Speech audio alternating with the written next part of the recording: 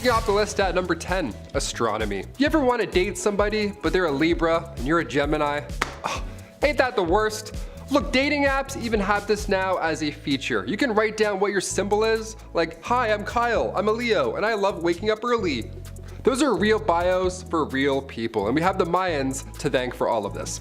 The Maya studied the stars. They were the pioneers of our calendar, which I'll explain a little bit later on, but they also created lunar months. They figured that 81 lunar months added up to 2,392 days, meaning that one lunar month is 29.53 days, incredibly close to our modern moon month, which is crazy. They nailed it that long ago. They also studied Jupiter, Mars, and Mercury. They studied where each planet travels to and when. If you're a Libra, like me, smash that thumbs up. I'm a late Libra too. We're just trouble. We're the worst of the worst.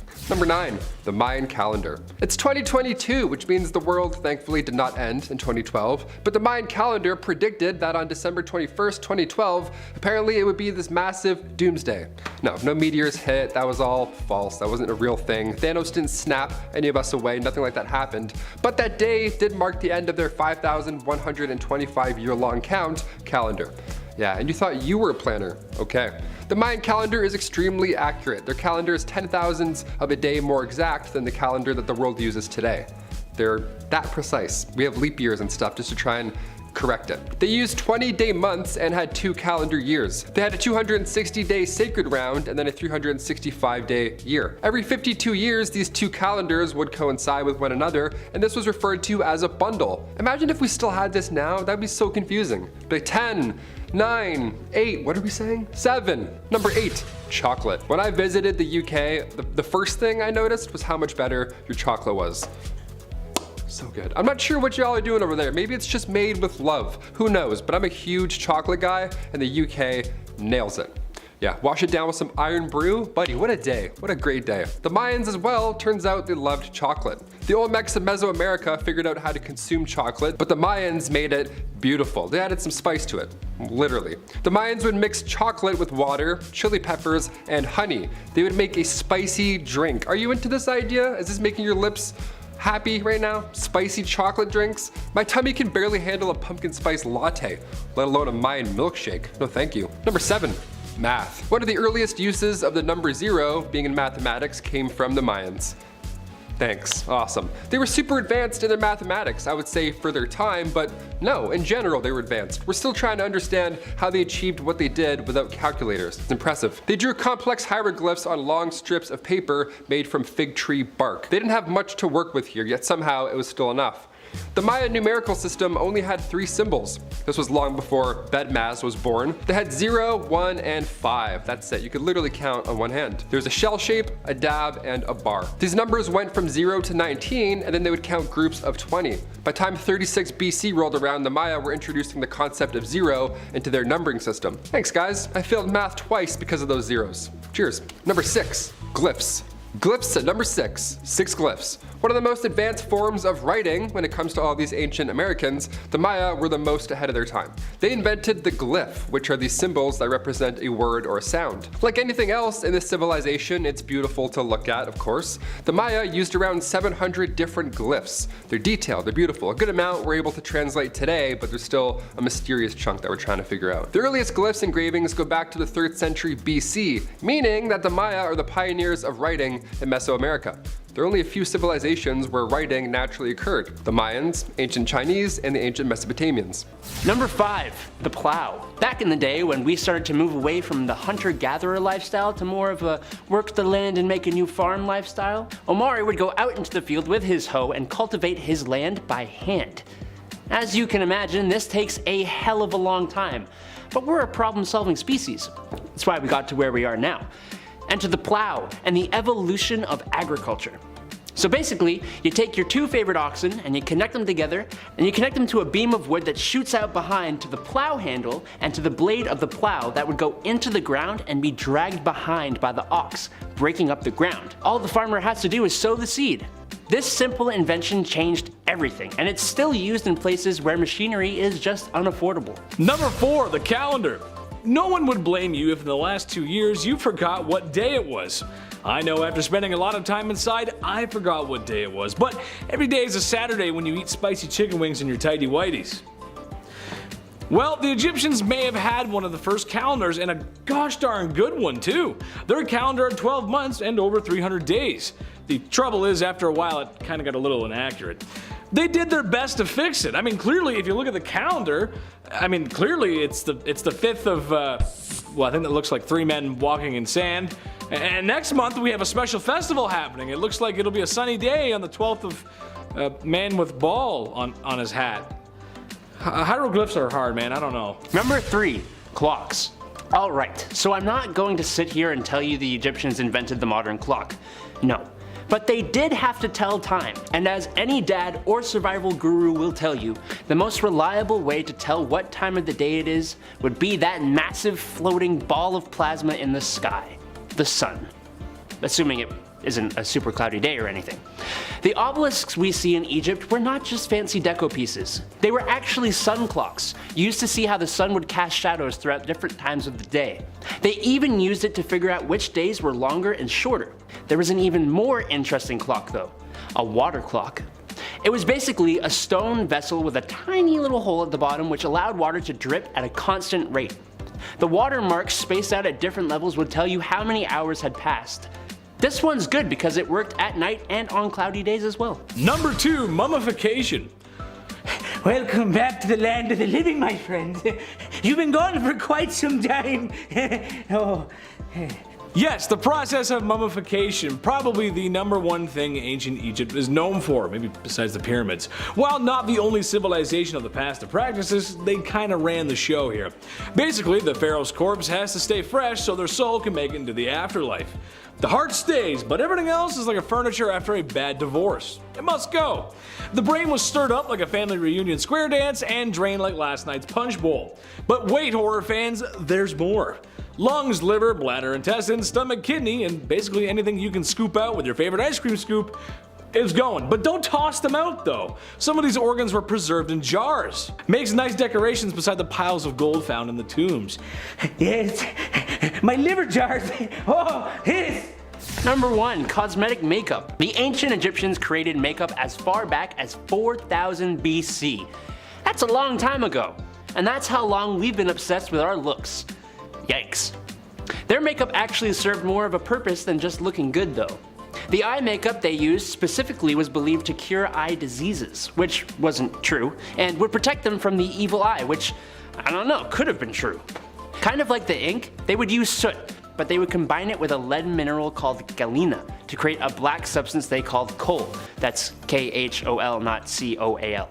They had multiple colors actually. They would make green makeup by combining malachite with galena. Now, if you saw our bizarre beauty products and history video, you probably know that lead, even lead minerals like galena, aren't really great for you. But hey, anything in the name of looking good. Number 10, daylight motion pictures.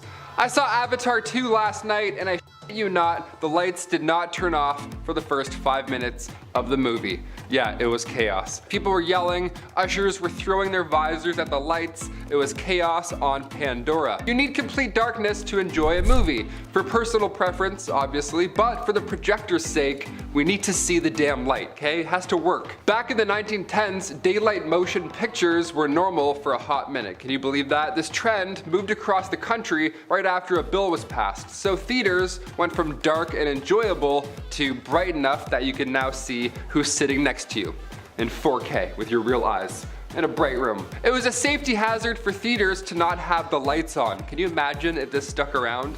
I would be so pissed. Just this bright the entire movie, we're like, all right, I think it's the Avengers, I don't know. Number 9, spray on hair. The babes are back. Yeah, that's what this real advertisement says about spray on hair. The babes are back. Look, I'm 28 and I know that a lot of guys have bad luck hair-wise at this age. This spray is not the solution, okay? This spray is not it. Just don't, this isn't it, my guy. This early 1990s product did not sweep the nation. Men did not regain their youth for $39.99 plus shipping. Didn't happen. It just looked like spray painted cobwebs. You know what I mean? It was like wet. It was very Halloween wet. It had like that damp, dewy morning look. I don't know. The advertisement legit says the babes are back. Yeah, which implies that the babes noticed his bald spot, decided as a group, you know, they had a meeting, made it official, and then they all left. which is just not true. Women love bald guys. Vin Diesel, The Rock, Patrick Stewart, Professor X, are you kidding me? He summons the babes back. He's like, come. Number 8, ab belts. All right, here we go. Perfect product for the guys who want an 8-pack without doing any of the work. Just gotta shake your shit around. This is horrible. You're gonna shit your pants doing this. The ab belt sounds too good to be true, and that's because scientifically it is. Ab belts in the 90s were as hot as Tom Hanks was at the time. It was crazy. Everybody had one of these in their household. I think we may have had one growing up, now that I think of it. An ab belt, did I have it? Maybe. I don't know what it was. We also had a bowling ball growing up, so I don't know, parents are weird in the 90s. Science can confirm that wearing an ab belt has no real benefit whatsoever. It does not make you strong like Thor. That's not how it works at all. If your company is thinking about making false claims, well, expect real lawsuits to follow. Number 7, walking sleeping bag. Dare I say a perfect gift for the sleepwalker in the household. Here we go. A sleeping bag, but with footholes and a face hole. Also, no holes for the arms, just legs and face holes. That's it, 1, 2, 3. I can't think of a more dangerous product to possibly sell. Now, as somebody who has broken his front teeth twice, I can say with full confidence this is the worst product in history. One misstep and you're just watching your oncoming doom right in front of you, and you can't even stop with your hands. I get it on paper, this thing sounds cozy for a few minutes, and sure, I guess it's fun, but what about when you can't find the zipper inside? Then what? Now you're David Copperfield and you're trying to escape death. I hate sleeping bags in general. Do you sleep in sleeping bags? I hope not. If so, get out. I don't know, get a blanket. I don't know, I'm put myself into a hole. Number 6, portable record players. Remember when iPods came out and it was like 1,000 songs in your pocket? That was a big deal. That actually changed the game. You know, technology-wise, that was it. We went up from there. Portable record players, not so much. That's like 8 songs in your pocket. That's really nothing in comparison right there. Back in the 80s, right before cassette players and Walkmans hit the street, this was the only way to listen to music on the go. That would really suck. That's horrible. That's like a really hot period of time there. And it looks so silly too, obviously. The thing's so big. I don't think records are meant to be on your person with headphones. Like, what are you, Mozart? What are you doing? What is this that you have attached to your waist? It looks like an IED. Get this off. This is terrible. A portable record player is not a good idea, now or then. In order to enjoy Frankie Valli in the Four Seasons, you of course had to remain completely still. You're like, hey guys, come on, listen. Nobody can move. Number 5, Iron Pillar. The Iron Pillar of Delhi is, well, it's pretty self-explanatory actually. It's an iron pillar, which is more than 1,600 years old. I leave my bike out in the rain for like 3 days and it's a rusty pile of junk. But this thing has been out in the open for all those years and it never gained a single speck of rust. How the heck is that possible? I don't know. None of us actually know. Some people think it might have to do with the climate in Delhi, as if it was just in the perfect spot to not rust. But then others think it has to do with the phosphorus and absence of sulfur and manganese in the iron, plus its size. I don't know, my pea-sized brain won't be able to tell you the answer, but it certainly is a puzzling one. Number 4, Chinese seismoscope. At first glance, I can confidently say that I would not assume this was the seismoscope. It was basically a big old pot with a bunch of dragons around the outside that would symbolize each direction on a compass. And when an earthquake would happen, the dragon that represented the direction the quake came from would spit out a ball into a bronze toad's mouth. Now, apart from bronze dragons spitting balls into bronze frog mouths, this is an extremely sophisticated device, and absolutely no one knows how it works. We have guesses about what could do it, but this thing can detect the direction of earthquakes 400 miles away. That's insane. And they still made it into a work of art. I am impressed. Good show. Good show. Number 3, Antica Theorem mechanism. I kinda hate when people think complex things in history had to be because of aliens. Just because these people were ancient does not mean that they were stupid. They just didn't have the vast amounts of shared knowledge we have now. Then you show me the Antica Theorem mechanism and all I can think is aliens. This thing was probably built around the 2nd century BC, and it had the capability of calculating and displaying things like the phases of the moon and the lunisolar calendar, which is just crazy. We know that people did study that, and gear-based tech like this had actually been a thing for a long time before it. We think of computers as modern things, but there were machines capable of doing calculations before electricity and computer chips. Some of us have to start giving these ancient civilizations more credit instead of just jumping to aliens or to time travel. Number 2. Roman Dodecahedron. Dodecahedron. Dodecahedron. Dodecahedron. Dodecahedron. Oh, what? Oh yeah, sorry, I got a video to make. Here, look at this thing. This is a Roman dodecahedron, and guess what? We have absolutely no idea what it's supposed to do. But we do know that Europe has tons of these, and they all date back to the Roman era.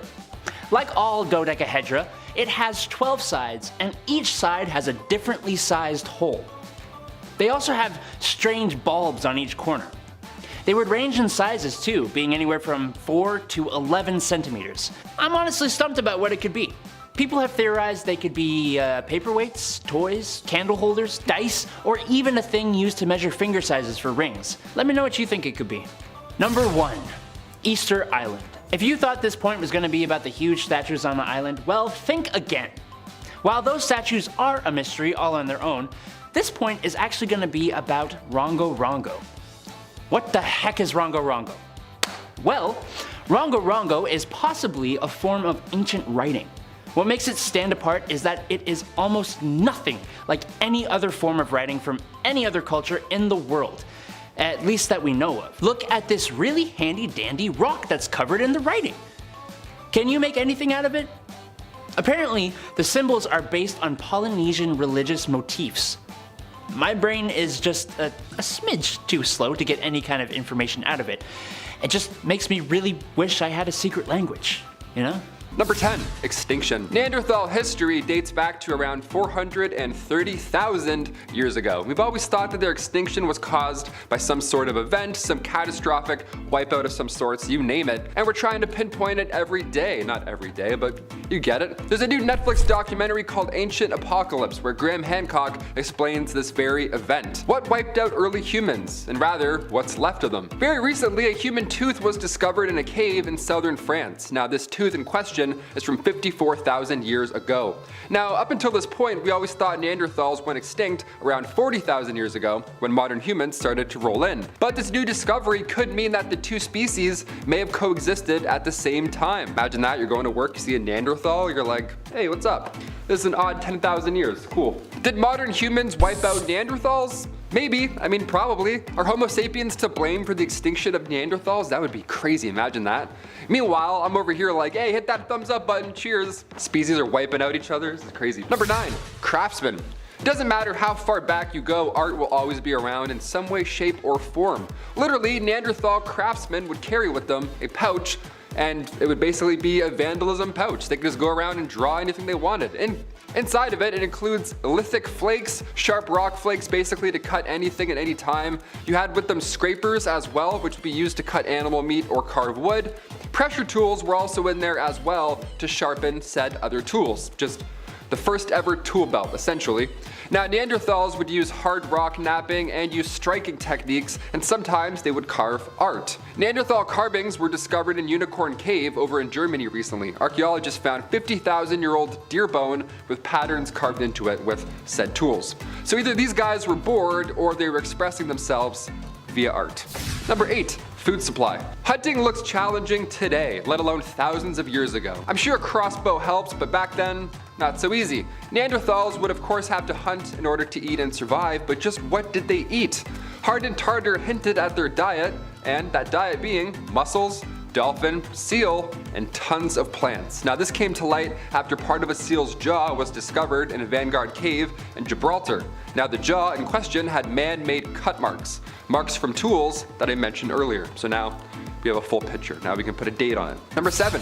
The Pit of Bones. The Pit of Bones. Classic, great name. Located in northern Spain. Yeah, first of all, what a horrible, scary name that is. Imagine pitching this to the wife for a family trip. Yeah, we're going to the Pit of Bones. Grab your sandals. It's gonna be great. Since 1976, well over 6,000 human fossils have been collected from the Pit of Bones. They found around 28 individual Neanderthals in total, so maybe the Pit of Bones is actually a great name after all. Kind of nails it, I guess. The skeletons date back to around 430,000 years ago. Now, in terms of facial features, these are for sure Neanderthals. We can confirm them. Neanderthal lineage confirmed. Very old.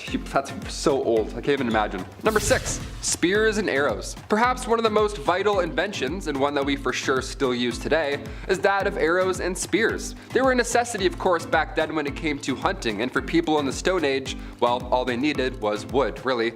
They would carve a leaf shape or a triangle at the tip, our modern day arrow, and they were used mainly by raiders or barefoot hunters. But when it came to hunting, you didn't want to get too close to your prey, right? Or else the wrong team would be claiming victory and then eating the other for lunch. So their solution was to throw these spears, or make really tiny ones. One of two. You can either javelin somebody really hard or hang back and, just shoot a big dude with an arrow. One of the two. It's gonna be a lose-lose probably. The oldest bows in history are from 9000 BC. Can you believe that? And they're home guard bows. And they're found in Northern Europe all the way from the Mesolithic period. The oldest spears, however, they come from Germany around 400,000 years ago. They're actually the oldest wooden artifacts in history. Imagine being the first person to make a spear. Forget iPhones. A spear? Buddy, you're a genius. Number 5, silk. I, for one, was always too broke to afford silk, especially after fireworks. Those bad boys are super expensive. Silk was an important thing in ancient China for the main reason that they invented the process of harvesting silk and were keeping it an ancient Chinese secret. Now, when you have a stockpile of a very valuable raw material that nobody else can get their hands on, and you have a stockpile of the finished product of which is a quality of clothing no one else can match, well, you're gonna be quite wealthy. Well, I don't need to pitch this in the Shark Tank. It's time to start selling and trading, and that's just what China did. This was a very profitable trade, so it got its own road, or roads. The Silk Road wasn't just one. The people who were buying from China loved it so much they wanted their own instead of paying exuberant prices. But it took them a long time to figure out what the process actually was. They thought it grew on trees. Comes from Number 4, acupuncture. Have you ever had acupuncture done? Have you ever had acupuncture done? I've done. Neither have I. Let us know in the comments. I want to know if it actually works. When I was looking up this topic, it was called pseudoscience and said that there was no actual scientific proof that it works. Whether it does or doesn't, the practice of acupuncture is ancient. We know this from a less ancient book called the Neijing that was written around 305 BC to 204 BC and was the earliest book of Chinese medicine we know of. It was also called the classic of internal medicine of the Yellow Emperor. Who was the Yellow Emperor? Well, that would be Huang Di, whose period lasted from 2697 to 2597 BC. And this guy, this emperor, revolutionized the practice of acupuncture. So all of that was a very long-winded way of saying that acupuncture as a practice has been around for more than 4,722 years. Look, writing videos is hard, okay? Just give me a break. Number 3, earthquake detector. Earthquakes are a big problem. It's an issue in California as they're still waiting for the big one. It's a problem in Pokemon, when the gym leader I thought was going to be easy surprised me with an earthquake and one-shots my team. And it was a problem in ancient China. I've already experienced one before myself in real life, and if I had to describe to anyone what it felt like the ground was a waterbed. Some of you are probably not going to know what a waterbed is, but that's what it felt like. Well, it was so much of an issue that Zhang Heng made the groundbreaking invention of a seismometer, a device that can detect ground movement.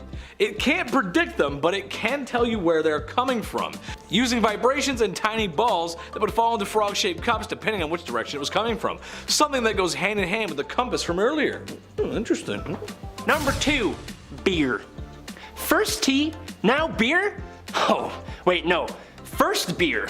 The earliest recorded consumption of beer was in China 9,000 years ago.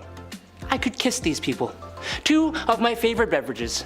That's it, I'm moving back in time to ancient China. Only this beer wasn't exactly the same as the kind of beer we would think of made of barley. They used rice, hawthorn, honey, and grapes to make their beer. This 4 or 5% alcohol was mentioned in inscriptions from the Shang dynasty, so that would be 1600 BC to 1046 BC. But pottery from around 7000 BC contains traces of this same kind of alcohol. That's before even the Egyptian pharaohs. And 3,500 to 4,000 years before the Sumerians created the Western modern-day interpretation of beer. The liquid was known as zhu in Chinese and is often used as a spiritual offering to the heavens and the earth or to ancestors. And you know what? Still is, baby. Number 1, paper money.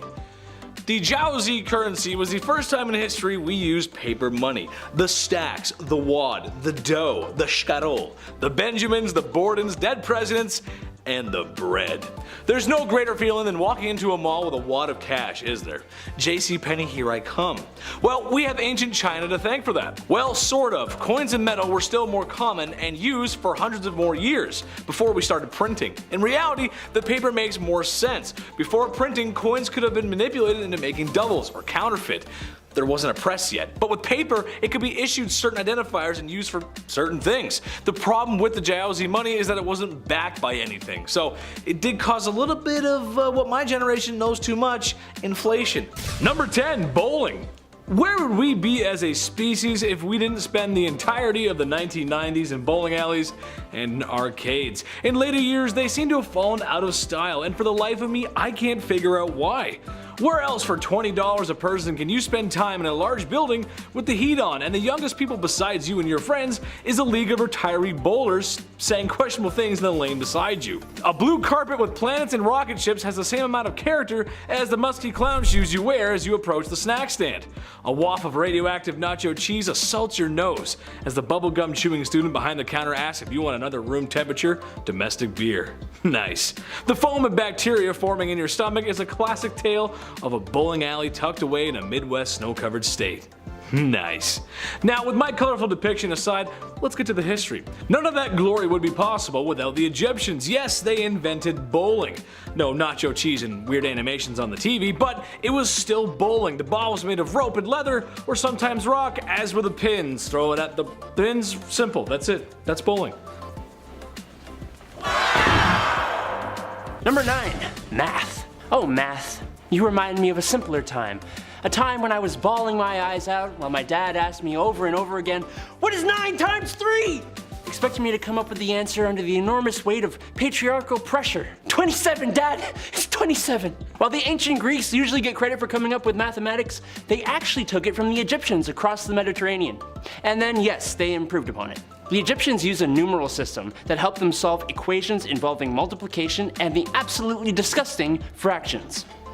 These guys understood concepts such as geometry and algebra, and they were the first civilization to develop and solve second-degree quadratic equations. I don't even know what that means. I wonder if there was ever a little ancient Egyptian boy who got yelled at the ancient dinner table by his ancient father about finding the circumference of a circle in the middle of the night. Probably. Number 8, papyrus. I heard Egyptians like paper. Well, you're gonna be doing a lot of paper rolling when you're living in a van down by the river. Huh, strange. I think I've heard that somewhere before. Yes, the Egyptians gave the world papyrus, which eventually would become paper. Writing stuff down before this was very difficult. It was inscribed in clay or stone tablets. That's hard. How is a stenographer supposed to do their job? Or when you get mad at an office printer for not working, you can't just break the tablet. We've all been there before, and if I were to make a list of the most important inventions of all time, paper would be on that list. Number 7, black ink. So you make papyrus paper, but what the heck are you gonna use to write on it? Ink. You're gonna use ink. Obviously. That's right, the ancient Egyptians actually invented ink. Now, they weren't the only ones, the Chinese also invented ink around the same time as well. But this video ain't about them. The ink used by the Egyptians was made from soot and ash from burning wood or oil mixed with water. Some of their inks even contained lead that would help ancient Egyptians bind the ink to the paper. But they didn't just use black. They had red inks made from iron-based compounds as well as blue, green, white, and yellow. It was a colorful place, and they were likely a colorful people. Number 6, the haircut.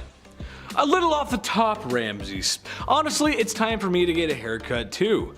Is there any mommy out there willing to cut a blue-eyed boy's hair? I wish. I could go for some home cooking too. Anyway, I digress. Yes, the Egyptians very well may have invented the haircut or at least regular grooming practices. Having long hair just wasn't in their culture, and honestly, in the hot sun and sands of Egypt, can you blame them? I don't think so. When I was younger, I used to have my head shaved. I thought it looked good. It kinda did, but the main reason I did it was because it kept me cool. It was functional. It may surprise you that yes, we got hot summers in Canada. So I can understand why the Egyptians did that. That being said, they did manage to keep some of their facial hair because beards are like makeup for men. We just look better with them. We look good. It's a good look. Number 5. I'm coming out of this hole, partner. We enjoy many luxuries in the 21st century. Warm houses, everyday appliances, and the freedom to shout profanities at strangers on the internet you slightly disagree with, but you give them the business anyway because it's been a bad week and you deserve it. But probably what we should all be thankful for is modern medicine. Back in the 1800s, it just wasn't where it is today. A great example of that is safety coffins. A truly grim situation. A medical doctor has declared you dead, and now you are being buried alive.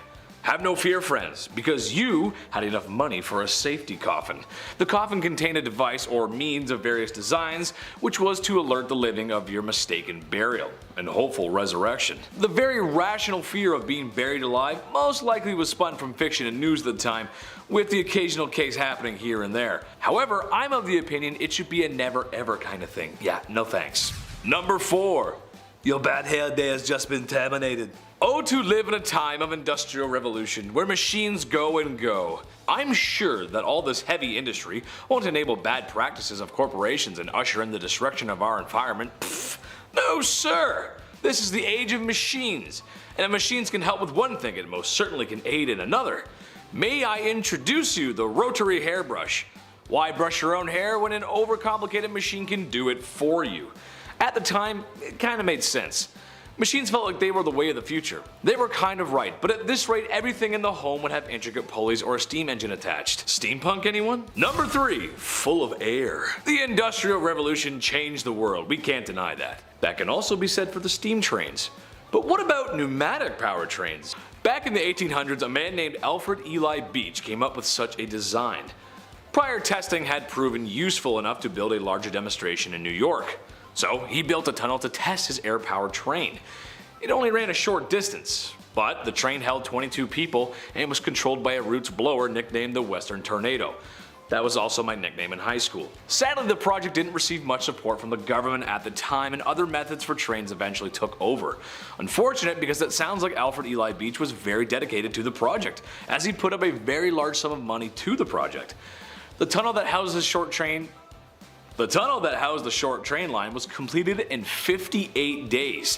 While he did have bigger plans for his train, it kinda just became an amusement for people. It was shortly shut down thereafter. But 58 days, that's pretty quick. I'd like to see that happen in a major city now. No way it's happening. Number 2. Get on my mongoose, bro. Looking at the Motor Scout, you can see the beginnings of what could be a 4-wheeler. Personally, I think it looks like a mongoose from Halo, but Mom thinks I play too many games. Designed by F.R. Sims in the late 1890s, it was never really meant for off-road terrain, instead to support infantry on smooth roads. Sims, understanding the annoyance of trying to ride your motorized quad cycle while someone is firing at you, placed a Maxim machine gun on the quad to return fire.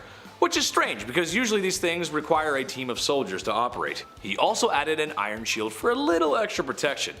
It is too bad the next major conflict would have a lack of usable roads and more trenches than anything else. While it never did see combat, it was somewhat useful, and would later inspire Sims to design the first armored car. Number 1. Bro, trust me. Everyone has a favorite article of clothing. For sports fans out there, it could be a lucky jersey, but back in the 1800s, there was an article of clothing no British soldier could be without. The Cholera Belt. What does a Cholera Belt do exactly? Well, it helps to prevent cholera. I've got good sources, bro, trust me. The running not so scientific theory at the time was that any abdominal issues and sickness was caused by a chilly belly. So simply make your tummy warm and voila, cholera has been prevented. British soldiers in India were often given the belts unaware of the biohazard that was an epidemic. The belts were just flannel that basically wrapped around you. It's a good thing we're not superstitious today and would never buy into such ridiculousness. Hey man, did my order of healing crystals come in? I'm getting some bad voodoo vibes at home lately, man. I totally need to cleanse that space, bro. Number 10. Greek fire. You know what's scary? Fire. You know what's even scarier than that? Someone who can shoot streams of fire at you. While some people love the smell of napalm in the morning, they are usually the people doing the firing. And it wasn't just shirtless Americans who did the firing, no. Somehow, the ancient Greeks also used a proto-napalm that would be used against other ships in naval warfare. The substance would apparently cling to flesh and was impossible to extinguish with water. What puzzles us is that the recipe for Greek fire was never told to anyone. It was a secret on the same level as the Krabby Patty secret formula. People have experimented with different ingredients that the Byzantine Empire had access to. The Mythbusters, my favorite scientists, used naphtha, which is made from a light crude oil, mixed with pine resin, and they burned down a ship in a few seconds. I'm sure at the time, people thought that those who used Greek fire were wielding the power of a god or something. Number 9. Damascus Steel. While off on the Crusades, a lot of Europeans came into contact with things they'd never seen before. Spices, for example. Please cut it with the bland food, guys. Please. Another thing they saw were warriors who wielded blades that could slice through floating handkerchiefs but also bend to ridiculous degrees without breaking. These blades were made from what was called Damascus Steel. But for some reason, we actually have no idea what these blades were actually made of, or what the process for making it could even be. Some people think it could have been made by mixing iron with plant matter, which could have given the kind of flexibility I'll never have. But we don't know what plant matter, and we don't even know for sure that's how it was done. Best guess is that it was made of crucible steel, which, can I just say, sounds really cool. But that's just a theory. Wait, that's the wrong channel. Number 8. The Voynich Manuscript. This may be a little bit insensitive of me, but the drawings in the Voynich Manuscript kind of look like the same things I used to doodle in my notebooks when I stopped paying attention in class. I definitely never wrote like that though. The Voynich Manuscript is named after Wilfrid Voynich, who was a Polish collector and bookseller in 1912, when he acquired the manuscript. It's from around the 15th century and is written in this really cool looking code with strange drawings. The font actually kind of reminds me of the font from Lord of the Rings. Does anyone else see that, or am I weird? A lot of the pictures drawn in the book seem to be plants. But then you get the random page that has a string of what looks like pregnant women and you're back to square one. I don't know, but I'm still going with somebody's encrypted notebook with fun doodles for when they're bored. Number 7. Oathbort Swords. How do you make a sword that your society did not have the technology for? That is an excellent question, and it is the question that Viking Oathbort Swords pose to historians. The problem with Oathbort Swords is that the technology required for making them did not appear until about 800 years later. Now the thing that kind of bothers me with that assumption is we are assuming that it didn't appear until 800 years later because we haven't found evidence to prove otherwise, except for the swords themselves. In Viking society, a lot of stuff was made with wood and other degradable things, which makes it really hard to know too much about the ancient peoples. What's really interesting is how a Viking sword bearing an Arabic inscription was found. Perhaps these swords were made with Damascus steel, the recipe for which was given to the Vikings through trade, maybe? We need more evidence to know for sure. Number 6. Baghdad Battery. Do you know how a battery works? Allow me to explain. I don't really know. What I do know is that it involves chemistry. Google tells me the chemical reactions in a battery involve the flow of electrons from one material to another through an external circuit. I don't know. We often think of batteries as a moderately modern invention, and for the most part that's true. But then there's the Baghdad Battery. The Baghdad Battery, or batteries because there were a bunch of them, were discovered outside modern-day Baghdad in Iraq in 1936. And it's basically a clay pot with a copper cylinder inside of it. Inside the copper cylinder was an iron rod held in place with asphalt.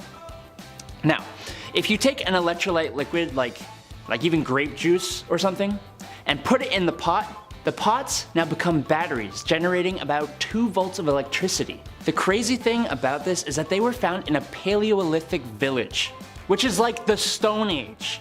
We have absolutely no idea what the electricity was used for.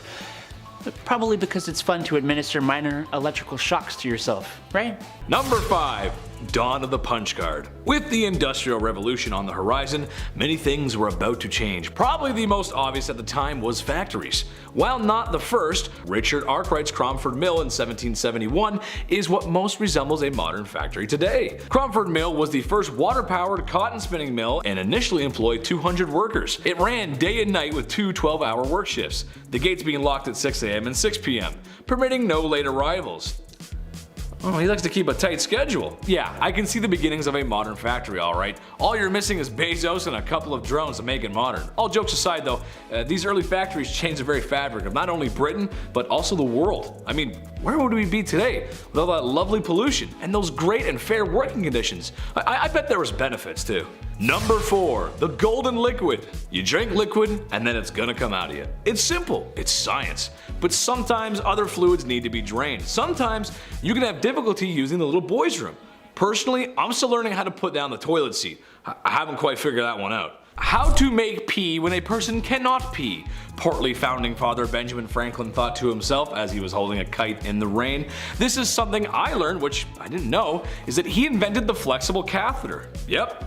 Next time you feel a little weird because a tube is being inserted into a sensitive area, you can thank the man on the $100 bill. Invented in 1752 in order to aid his brother with bladder stones. It's strange though, you think of a guy inventing other things, but in reality, it's a really important invention and something that's very common in the medical world today. I just hope to stay healthy long enough so no tube has to go near my founding father.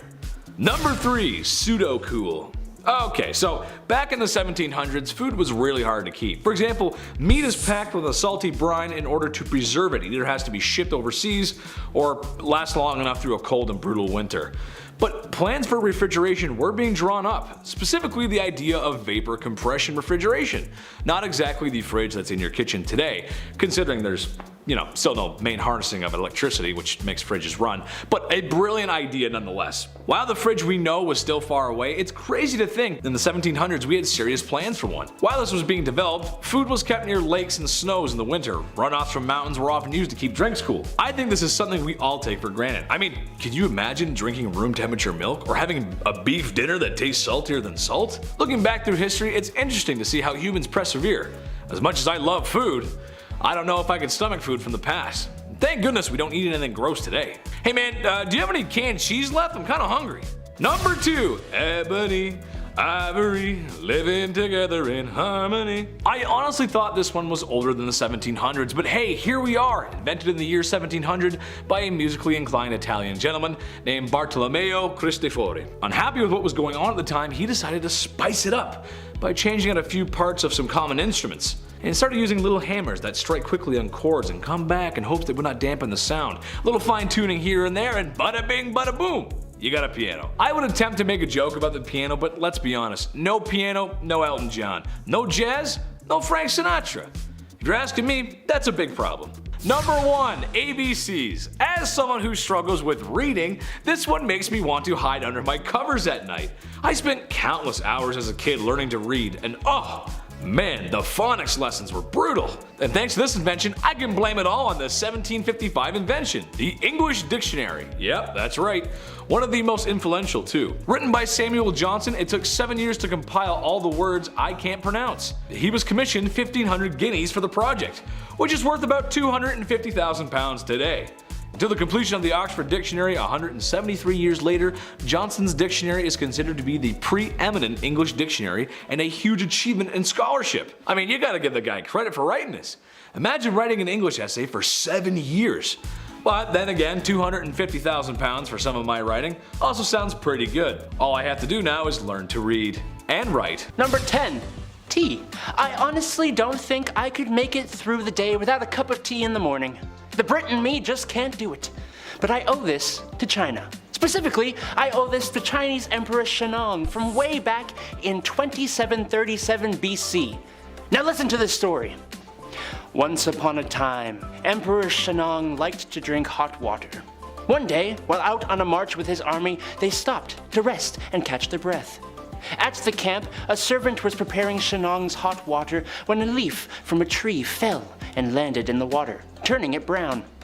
Instead of discarding the new liquid, it was presented to the emperor, who drank and found it refreshing. Boom! Tea. While used as medicine before this in the Tang Dynasty, it really became a common beverage enjoyed by many. This time period from 616 to 908 AD also saw the Book of Tea, written by Lu Yu, which contained ways to cultivate tea, tea drinking, and different classifications of tea in details. Thanks, Lu Yu. You the best. Number 9, compass. Avast ye all drunken sailors, and maybe Jack Sparrow, depending on how long the trial lasts. We'll see how it goes. The invention of the compass hails from the ancient land to the east. I learned again today. Who would have thought? Who would have thought? Not me. Way back in the Han Dynasty, the first use of the compass was accomplished with a lodestone. For those who forgot what that was from their grade 4 museum field trip, tisk tisk. It will be on the test later, as well as some vocabulary in English. A lodestone is a naturally occurring magnet and aligns itself with the magnetic field, brother. While only used for land at first, it wasn't long before it made its way onto a boat, where it's speculated it was traded off into the Islamic world and eventually the West. My only experience with the compass was in Minecraft, and it doesn't point north, it points to spawn. Boy, did I learn the hard way. Number 8. Movable type printing. Fun fact! The first book with a verifiable date of printing appeared in China in the year 868, or nearly 600 years before that happened in Europe. While the printing press would come much later in Europe, the idea of being able to print identical copies without handwriting began 2,000 years ago in the Western Han Dynasty. You see, before this point, if you wanted to pass on the good word of your religion, or teach somebody something, or tell somebody about the past, or give secret little I love you notes to each other, you had to either do it by word of mouth or handwriting. Gross. Then, in the previously mentioned Han Dynasty, people began stone tablet rubbing, which evolved into carving words and pictures onto a stone board, lathering that bad boy up with ink and pressing it onto paper. And boom, that's printing. But then, in 1041 to 1048, a guy named Bai Sheng carved characters on identical pieces of clay which he hardened by baking, resulting in pieces of movable type that could be stored and used again later. And now we have printers. Innovation, am I right? Number 7. Gunpowder. Okay, sure, we all know what gunpowder is and what it does. After all, what's a soldier without his blam blam? A cowboy without his big iron, or a pirate ship without cannons? I'd argue those things are nothing without that. However, I'd like to think of a more peaceful use, and not just because YouTube sweats when I bring up pistols. I remember a long time ago where my father would get a bucket from the Shmome Depot. He'd fill it up with sand, and we'd walk to a secluded part of the suburban area and launch fireworks. Sometimes we'd launch them into the streets, but that depended on how much rye he had. Depends.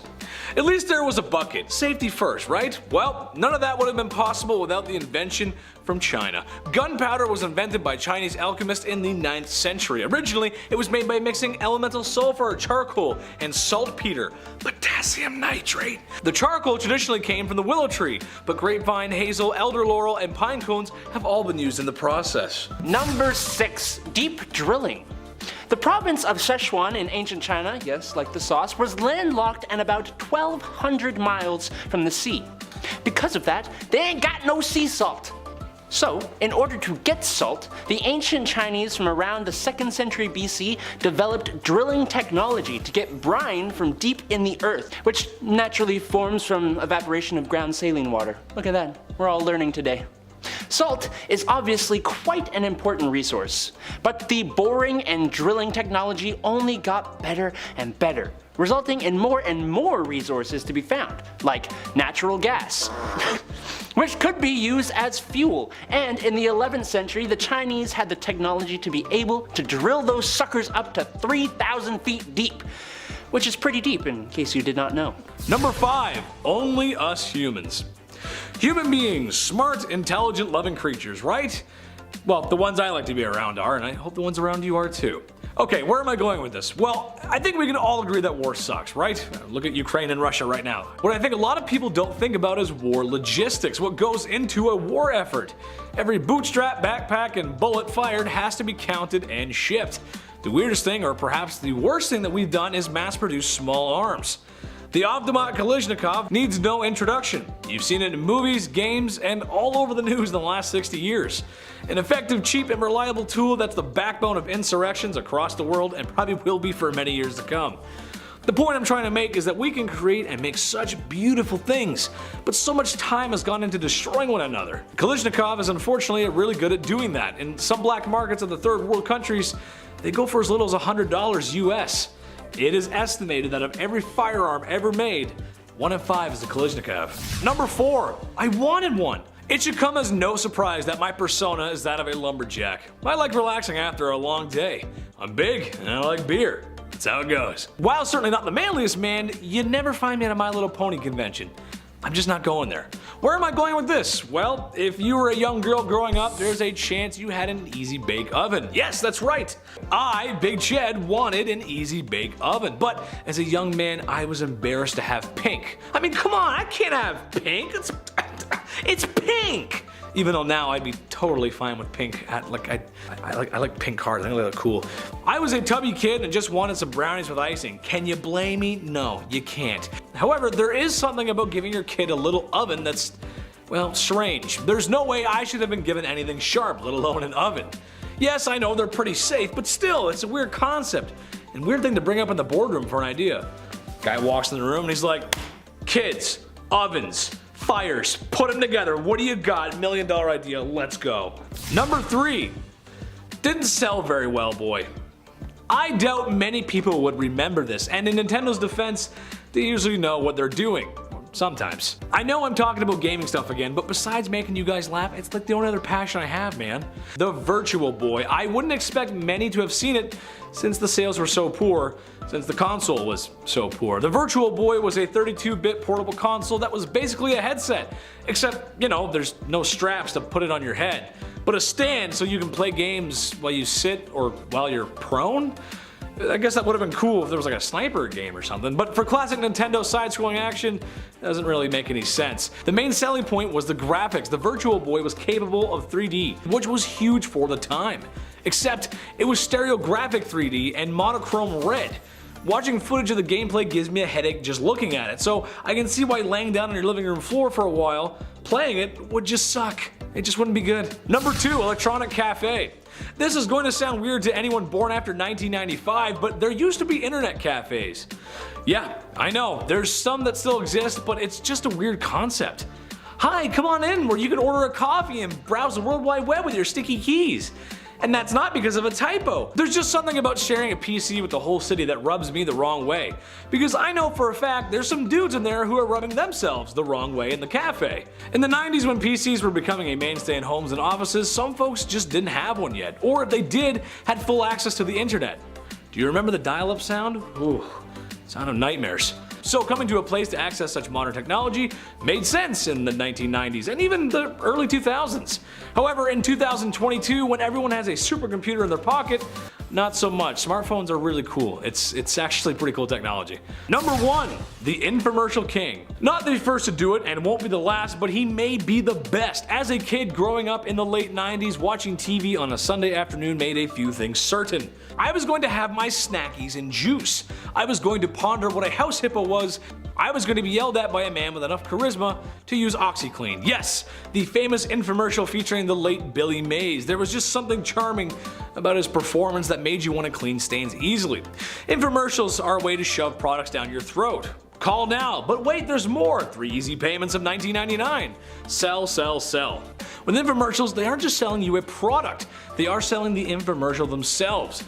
It just wouldn't be as effective if the ShamWow guy wasn't weird about his peanuts on ice cream. That's just how it goes. Number 10.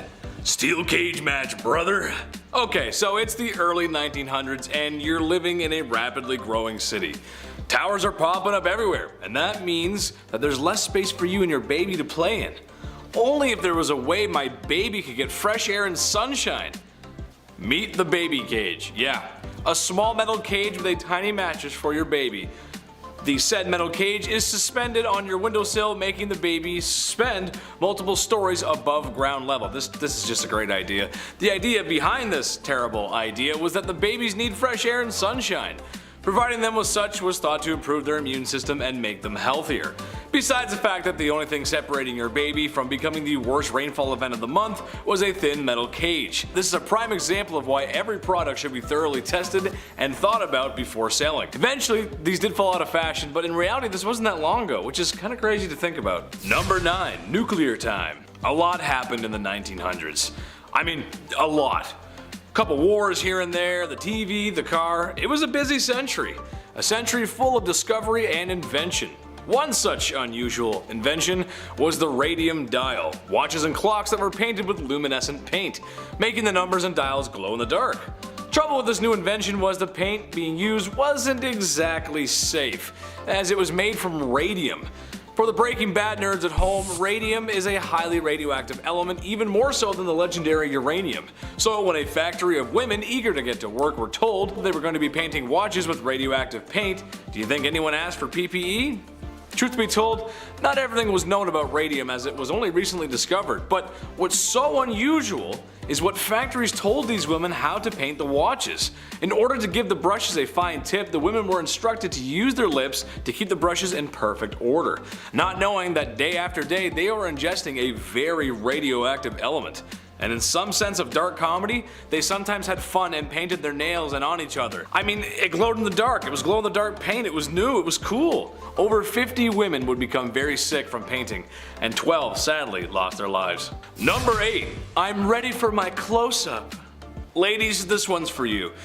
In this day and age with social media, loving your self-image can be tough. There's tons of things that makeup companies and media do to make you want to be the people they want you to be. If you buy said product, of course. Well, I'm here to tell you that you don't need all that. You're gorgeous just the way you are, and lately, honey, you've been slaying it. However, this marketing manipulation isn't new, and in the past, most certainly wasn't very subtle. Introducing the Beauty Micrometer, the latest from How to Horrify People Daily. It was actually invented by the famed beautician Max Factor Sr. Hell of a name. This steel cagey device was placed over a poor woman's head, to then mathematically calculate the flaws that would be adjusted using makeup products. Obviously these are no longer around, and for good reason. I don't even have a joke for that one, that's just weird. Number 7. Back to the Future. During the technological boom of electronics in the 1980s, there was one invention I think is really unusual. Computers, camcorders, and even home video game consoles were becoming commonplace all over the world. People who are familiar with retro Nintendo consoles are familiar with the likes of Super Mario Bros., The Legend of Zelda, or Contra.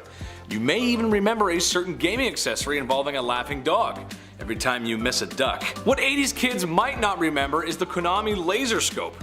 Similar to Nintendo's Zapper, but with two key differences. 1, it's a headset instead of a pistol. 2, it's voice controlled, meaning when you come across enemies in game, you have to shout fire to fire in game. The Konami Laser Scope was bold and tried to be ahead of its time, but when taking a good look at it, 1, it makes the user just look ridiculous, and 2, it doesn't work. Reviews for the headset are not favorable and just defeat the purpose of using a headset. Today we have VR headsets that may seem just as ridiculous, but they work, and the use of voice still isn't a primary control used in games today. Number 6. Battleship Woodship. This is one of my favorites. Okay, hear me out for this one. Back in the 1940s, there was a really super not very fun expensive war happening. Germany, Japan, and Italy needed to go into the timeout corner. But after a while of people trying to put each other in the timeout corner, things were getting super expensive. World War II was fought on all fronts, land, sea, and air. The sea being a key part of the war victory in the beginning of the war. Literally tons of war goods and ships were being sunk by German U-boats every day across the Atlantic. So, in order to cut costs, what if the ships were built out of something cheaper, but just as tough as steel? Concrete, right? Nope, I bet you weren't thinking ice. Or more specifically, sawdust and ice mixed to form pykrete. Testing with pykrete had gone so well that in a super secret general meeting, pykrete was presented, shot at in the meeting, ricocheting a bullet causing another general a flesh wound. Having its defense capabilities proven in the war room, Operation Habakkuk was greenlit, and the Allies were planning on constructing an aircraft carrier made out of ice and sawdust to help thwart the German U-boats. However, this was scrapped, as a boat made of sawdust and ice would really not be much help against a German U-boat. Plus, where do you sleep? Can you cook on there? Way more questions than answers. Number 5. Rubber. Rubber is a fundamental. I mean, sure, the long-term effects for rubber are questionable in turn. Now we have literal pits full of tires, but where did it all begin? And why? The Maya created art, they looked to the stars and made calendars, but what did they do when they wanted to have a good time? Mayan meals were composed of maize, squash, and beans, with tons of crops. Turns out the Maya were the ones who created elastic, long before Mr. Goodyear over here. They made elastic from latex by mixing it with other plants. They really created bouncy balls, if anything. They took latex from trees and mixed it with vine juice. This was around 1600 BC, and you can't invent rubber balls without creating some. Number 4. Ball games. Yeah, imagine inventing a bouncy ball. You can now create any game you want. Any rules. You'll never lose again. How great is that? The Maya have pretty impressive ball courts. These games were all but fun, honestly. These were religious events. These games would last around 20 days on average, so I hope you warmed up that arm because you're going to be here for a while. The pressure was always on, also from the overlords, as these courts were built at the bottom of a sanctuary. Yeah, hey, no pressure, but your ex is here with Zeus. Break a leg. The go-to game was called Pocket Talk or Hodgepodge, and you had to throw a heavy elastic ball through a hoop. Instead of fist bumping at the end of the day saying good game, good game, good game, the losing side would either 1, not survive, dark, or they would have to give over all of their belongings, which also sucks. Yeah, a 20-day game, and then you'd lose all your stuff. That's horrible. What a horrible month. Number 3, art. Of course, we have to mention art. I'm not saying the Mayans invented art by any means. Each of these ancient civilizations had their own way of expressing the afterlife or life in general. Art was just everywhere. The Mayans specialized in decorating stone landmarks. There's only a handful of woodcut art pieces, but the most popular are these stone pieces from Copan and Corregua. They're extremely complex as well, obviously. Look at these. Rock climbers couldn't even get their fingers in these greaves. You know what I mean? Like, that's crazy. Yet somehow people made them. These zoomorphs here are giant rock sculptures created in the shape of animals, which are always fun. And of course, the Mayans are also famous for their wall paintings dating back to 200 BC. One of the most well-preserved is at Bonampak. Look at this. This is incredible. We often look at Egyptians and their art, but this is incredible too. Often overlooked. Number 2. Laws. The Maya made their own ball games, they made their own rules, they made chocolate their own way, but they also created law and order. In a time where food and shelter was sparse, you would think it would be a lot like the Dark Ages, just a bloody mess, you know, full of thieves and bodies and bad stuff everywhere. Well, when you're the first civilization to create the death penalty, everybody is pretty well behaved afterwards. More than fair, yeah, fair. Taking the life of others was uncommon because of these harsh laws. I mean, you remember how those ball games would end, right? Yeah, imagine crimes. If you were to take the life of another, say you lost a ball game, all your goods are now gone, you react in a horrible way, well, who comes knocking at your door asking questions? Who says you're now a suspect? Sherlock Holmes? No. Say you live with somebody and they commit a crime. Well, not only are they now gone after they get caught, but the victim also gets your land. They get all your goods, cattle, your home, everything. So whoever lives with you as well, you better pack your rubber balls. You're out of here. You don't live here anymore thanks to Good Game Gordo over here. I'm glad certain things stuck around, like the law and order part, but imagine being evicted because your roommate stole some beans. God damn it, Craig. Don't do that. And finally, number 1, the underworld. Also referred to as the place of fright. Okay, save the best for last, we love it. Xibalba comes from Mayan mythology. Overseen, of course, by the Mayan death gods, Xibalba came to be in the 16th century Verapez. The entrance to such a wonderful place was in the cave of Guatemala. So, splunkers beware if you're putting that on your agenda, maybe avoid this one. Caves in Belize are actually known as the entrance to Xibalba, these water-filled caves again, and they span as far as 300 feet. That's a massive, evil front door you want to avoid right there. But you can't just grab a snorkel and frog kick your way to the underworld. It's not that easy. According to ancient Maya scripture, the Popol Vuh, this path once filled with dark obstacles, and when I say dark obstacles, I mean dark. I'm talking a river filled with scorpions and blood, combined with houses littered with bats and pure darkness. It's not easy to get through. It's like those haunted houses in Niagara Falls. It's really scary. This is why you don't cheat in Mayan ball games. You end up here. Do you want to be here? No. In fact, if you cheat in Monopoly, I believe you also end up here. Yeah, I'm talking to you, Stacy. Don't cheat. Kicking off the list at number 10, burials. This list is full of interesting objects that Neanderthals created, like tools or weapons, that kind of stuff. But the idea of burying your loved one after they've passed on, well, that had to start somewhere, didn't it? Ancient Egyptians arguably did it the best. The rich were buried with their treasure and goods because they believed that death on our world was just the start. There was another life afterwards, and they would take their treasure and good stuff with them. Bye. Not leaving anything for you, I'm taking all this with me. Neanderthals didn't figure out how to build tombs yet or how to rule for decades. Studies done in Western Europe suggest that Neanderthals would sometimes bury their dead and leave flowers. Flowers or a grave marker of some sort. Pollen was found in northern Iraq's Shandir caves. Shandir cave is a staple when it comes to Neanderthal history, and the fact that flowers were found in the middle of a cave system, some humans and emotions are definitely at play here. This was symbolic thinking. The weather didn't make it easy to collect flowers as well. Loved ones passing during an ice age? Yeah, I'll never complain about an outdoor funeral again. Number 9, glass. Imagine making glass for the first time. You would have thought you were a wizard for sure. I watch glass blowing shows now and it looks like wizardry. Wizardry in 4K. Glass blowing is nuts. They're just like, and it's just like a vase all of a sudden. You're like, how did he do that? That's so hot. Glass that was naturally occurring, like obsidian for example, that was around and used during the Stone Age. Man-made glass was first used around 6,000 years ago. Man-made glass, yeah, let's talk about it. Archaeologists are pinning Lebanon, North Syria, and ancient Egypt as the birthplace of synthetic glass. The first use of man-made glass were beads, believe it or not. Imagine being the first person to rock beads. The confidence. Mid-2000 BC, guy decides to glaze up some beads. What an icon. Now we get to do this. The beads, it's a cool door. Number 8, sharpened stones.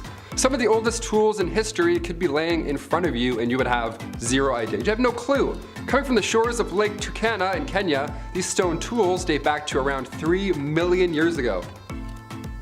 Yeah, these are predating the tools before that I mentioned by like 700,000 years. They seem to predate humans and the Homo genus as well, so that's interesting, that's kind of concerning. The volcanic ash and minerals around these sharpened stones date back that far, millions of years old. Stones in history can get a little dirty, to say the least. Not all these ideas that involve stones or sharpened stones are the best. French anthropologist Philippe Charlier shared toilet hygiene history in the British Medical Journal. Perhaps one of the most intriguing parts explains how these flat terracotta discs were found in ancient Greek sites and they had residue on them. They had a certain residue on these sharp rocks. They used to with these stones, yeah. They also discovered a Greek cup which said 3 stones are enough to wipe one's arse. 3? I don't know, that's at least 5, my friend. Greeks would use stones to wipe. Never take the go for granted ever again. Number 7, axes.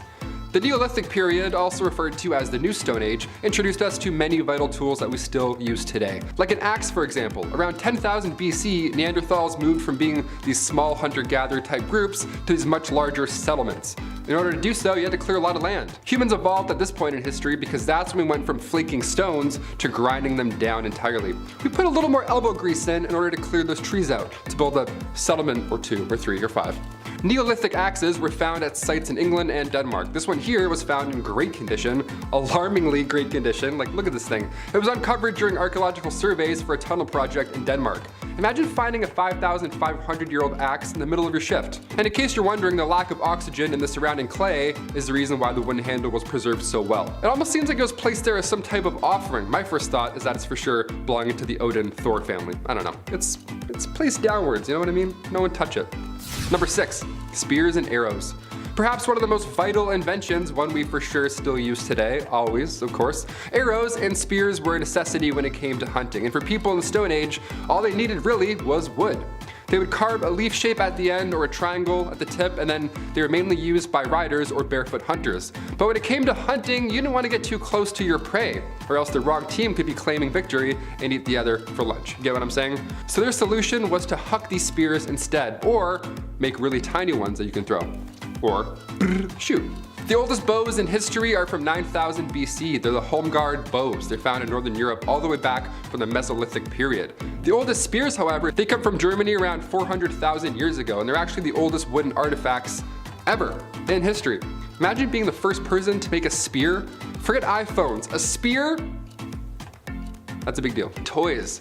The Gilbert U-238 Atomic Energy Lab, nice. This toy set sure looks fun upon first glance, but when the company released this kit back in 1950, it was all but games. Gilbert, who was a successful toy maker, businessman, and even magician, always a red flag, I guess, he believed that his line of work should be fun yet informative. Yeah, one of those nerds. He was nicknamed the man who saved Christmas after he convinced the US Council of National Defense not ban toy purchases during World War I around the holiday season. So that's cool. He really wanted to get this product out there and still make money during a war. What a hero. This set was around $50 too, which back in the day was a lot more than $50 now, and the price was justified as the set was actually radioactive. Sorry, what? That's right, the Gilbert U-238 Atomic Energy Lab contained a cloud chamber where you can actually see real alpha particles traveling at 12,000 miles a second.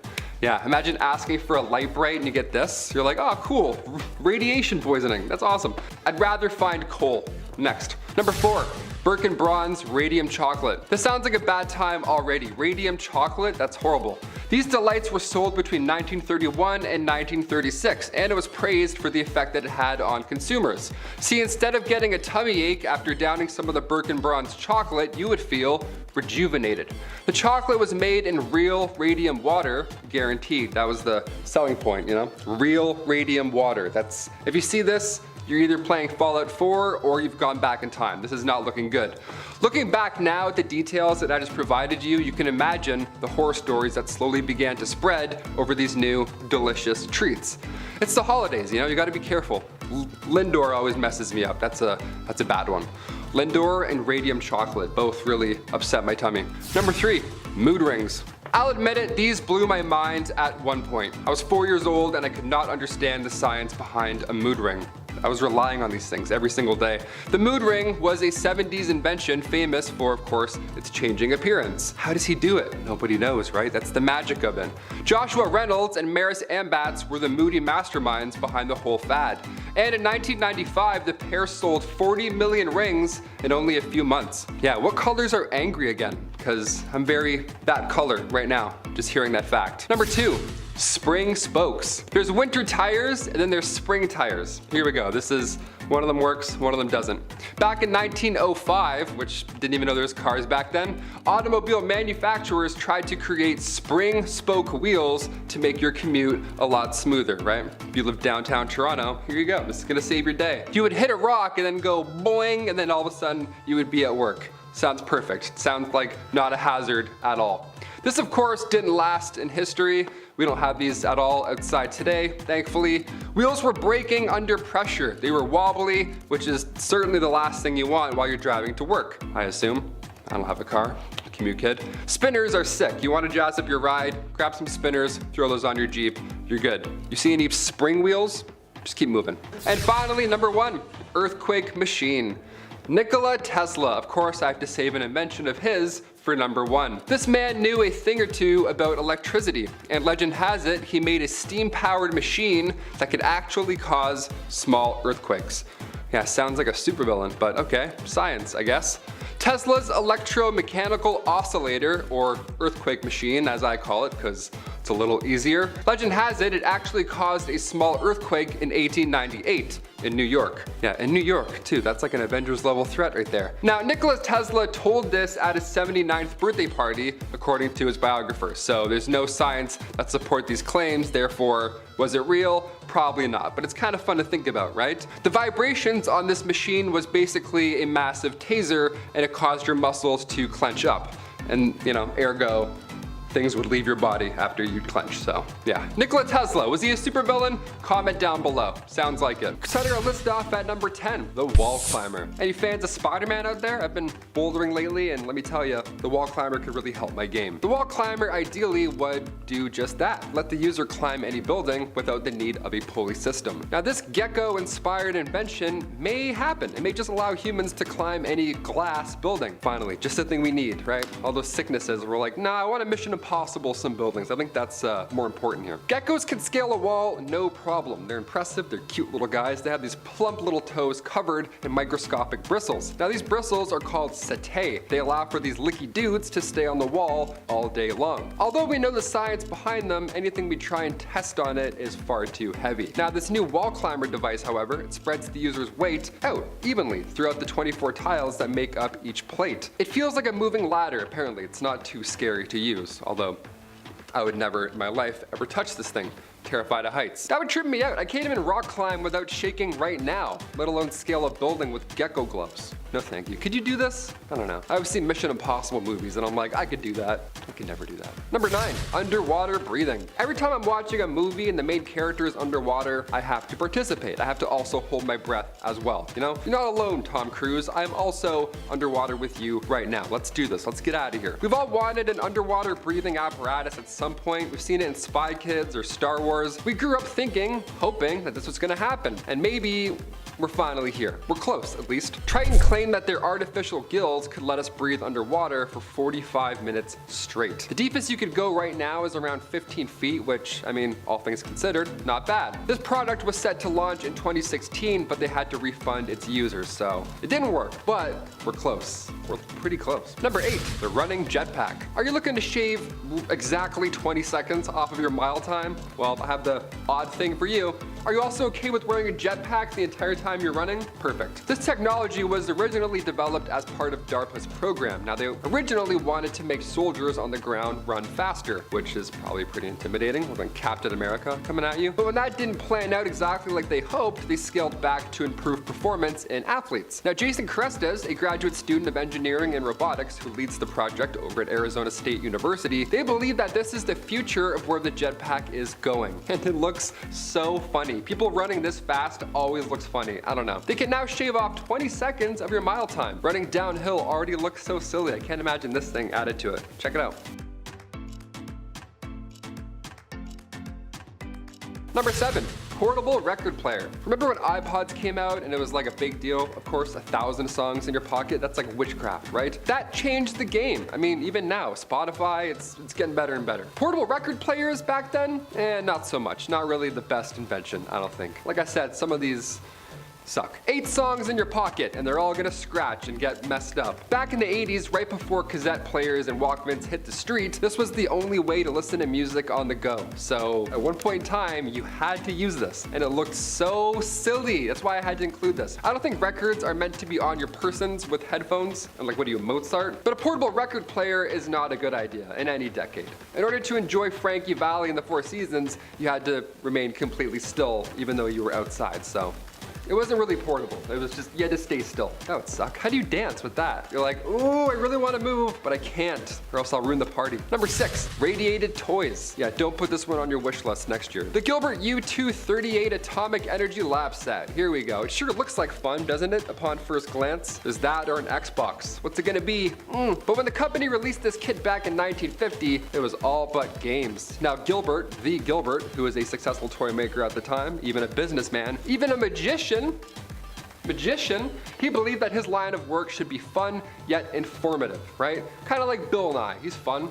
He'll swear every now and then. He'll mix it up, make it aggressive for no reason. He was nicknamed the man who saved Christmas right after he convinced the US Council of National Defense to not ban toy purchases during World War I around the holiday season. So, man who saved Christmas, for sure. He's like, please continue selling during this war. I really would like that if we kept selling things and I made money. Thank you. Christmas, the Lord, giving. Great. This set also wasn't cheap. It was around $50, which back in the day was more than $50 now. The price was justified as the set was actually radioactive. That's right, the Gilbert U-238 Atomic Energy Lab contained a cloud chamber where you could actually see real alpha particles traveling at 12,000 miles a second. Yeah, how fun is that? You ask for a light bright, mom gives you this, you're like, guess I'm moving out. Number 5, medicine. You can only imagine the various injuries Neanderthals would have, right? Hunting down a mammoth or a bison 3 times the size of you, yeah, odds are you're gonna get a bruise or two. More than fair. So what did Neanderthals do at this point? Is that what the pile of bones is for? I'm starting to connect this. That makes more sense. God, that's dark. How did Neanderthals live for so long without a pharmacy, right? All that yelling, no halls? Are you kidding? My throat hurts doing this list already. Neanderthal medical skills are pretty similar to what our ancestors did. Herbal remedies, that's it, right? It changes your life. They manage fevers, but when the pain got too bad, chewing on a specific tree may have helped tolerate all that pain. Yeah, 4,000 years before penicillin, Neanderthals were chewing on aspirin. Number 4, forbidden friends. Lascaux cave paintings date back to some 17,000 years ago, and a lot of the art seen on the walls of the cave art that depicts animals. It's mostly pretty much all animals. It's beautiful. About 900 of them, with just over 600 being recently identifiable. There are cattle, bison, some wild cats, bears, birds, you name it, but there are no reindeer at all. What happened, right? Did they just forget about this one specific animal out of 900, although they ate reindeer meat almost every day? Well, it took a long time to realize, but our best guess as to why they were missing from all these works of art is because these animals are ones that they never caught. Yeah, these are animals that they would dream about, right? They were always afar, just running away. They could never hunt or catch them because at this time they were too fast or too strong. Plus, at this time, they didn't have certain weapons or tools available. Yet. More than fair. I would much rather draw a bison than have to tackle one. You know what I mean? Number 3, more art. Okay, here's where we're at with Neanderthals and art. First of all, we don't have an actual representational version of their art, but we do have symbolism, which is, some would argue, the same thing. That's pretty close. And just as fascinating, really. Especially when they look like this, when they look like a masterpiece in a cave. These are eagle talons. They're about 130,000 years old, and they're found at the Krapina Neanderthal site in Croatia. And researchers believe that they were part of a jewelry set, like earrings or a part of a necklace, something like that. I couldn't even make this now with a YouTube tutorial, let alone 130,000 years ago. This is mind-blowing. Number 2, flutes. Music has been in the air for quite a long time now, and Neanderthals enjoyed a flute every now and then, it seems. Yeah, they weren't playing We Three Kings or anything like that, but they were making music as early as 50,000 years ago. Incredible, I still can't even whistle 50,000 years later. The first instrument known to man was most likely our vocal cords, but the second instrument were the flutes of Geisenkloster Cave. They're the oldest musical instruments that have ever been discovered. They're made from bird bone and ivory of a mammoth. Yeah, so if it's any indication how old they are, they made music out of mammoth ivory. Yeah, take that, Skrillex. Finally, number 1, glass. Imagine making glass. Imagine being like, oh yeah, my dad makes glass. I don't know, he's a magician, I guess. Imagine making glass for the first time, you know what I mean? Like, you're a wizard. Even if you made glass now, I would think you're a wizard. Glass blowing shows on Netflix, I'm like, you're all wizards. How do you do this? Glass that was naturally occurring, like obsidian for example, that was around and used during the Stone Age. Man-made glass was first used around 6,000 years ago.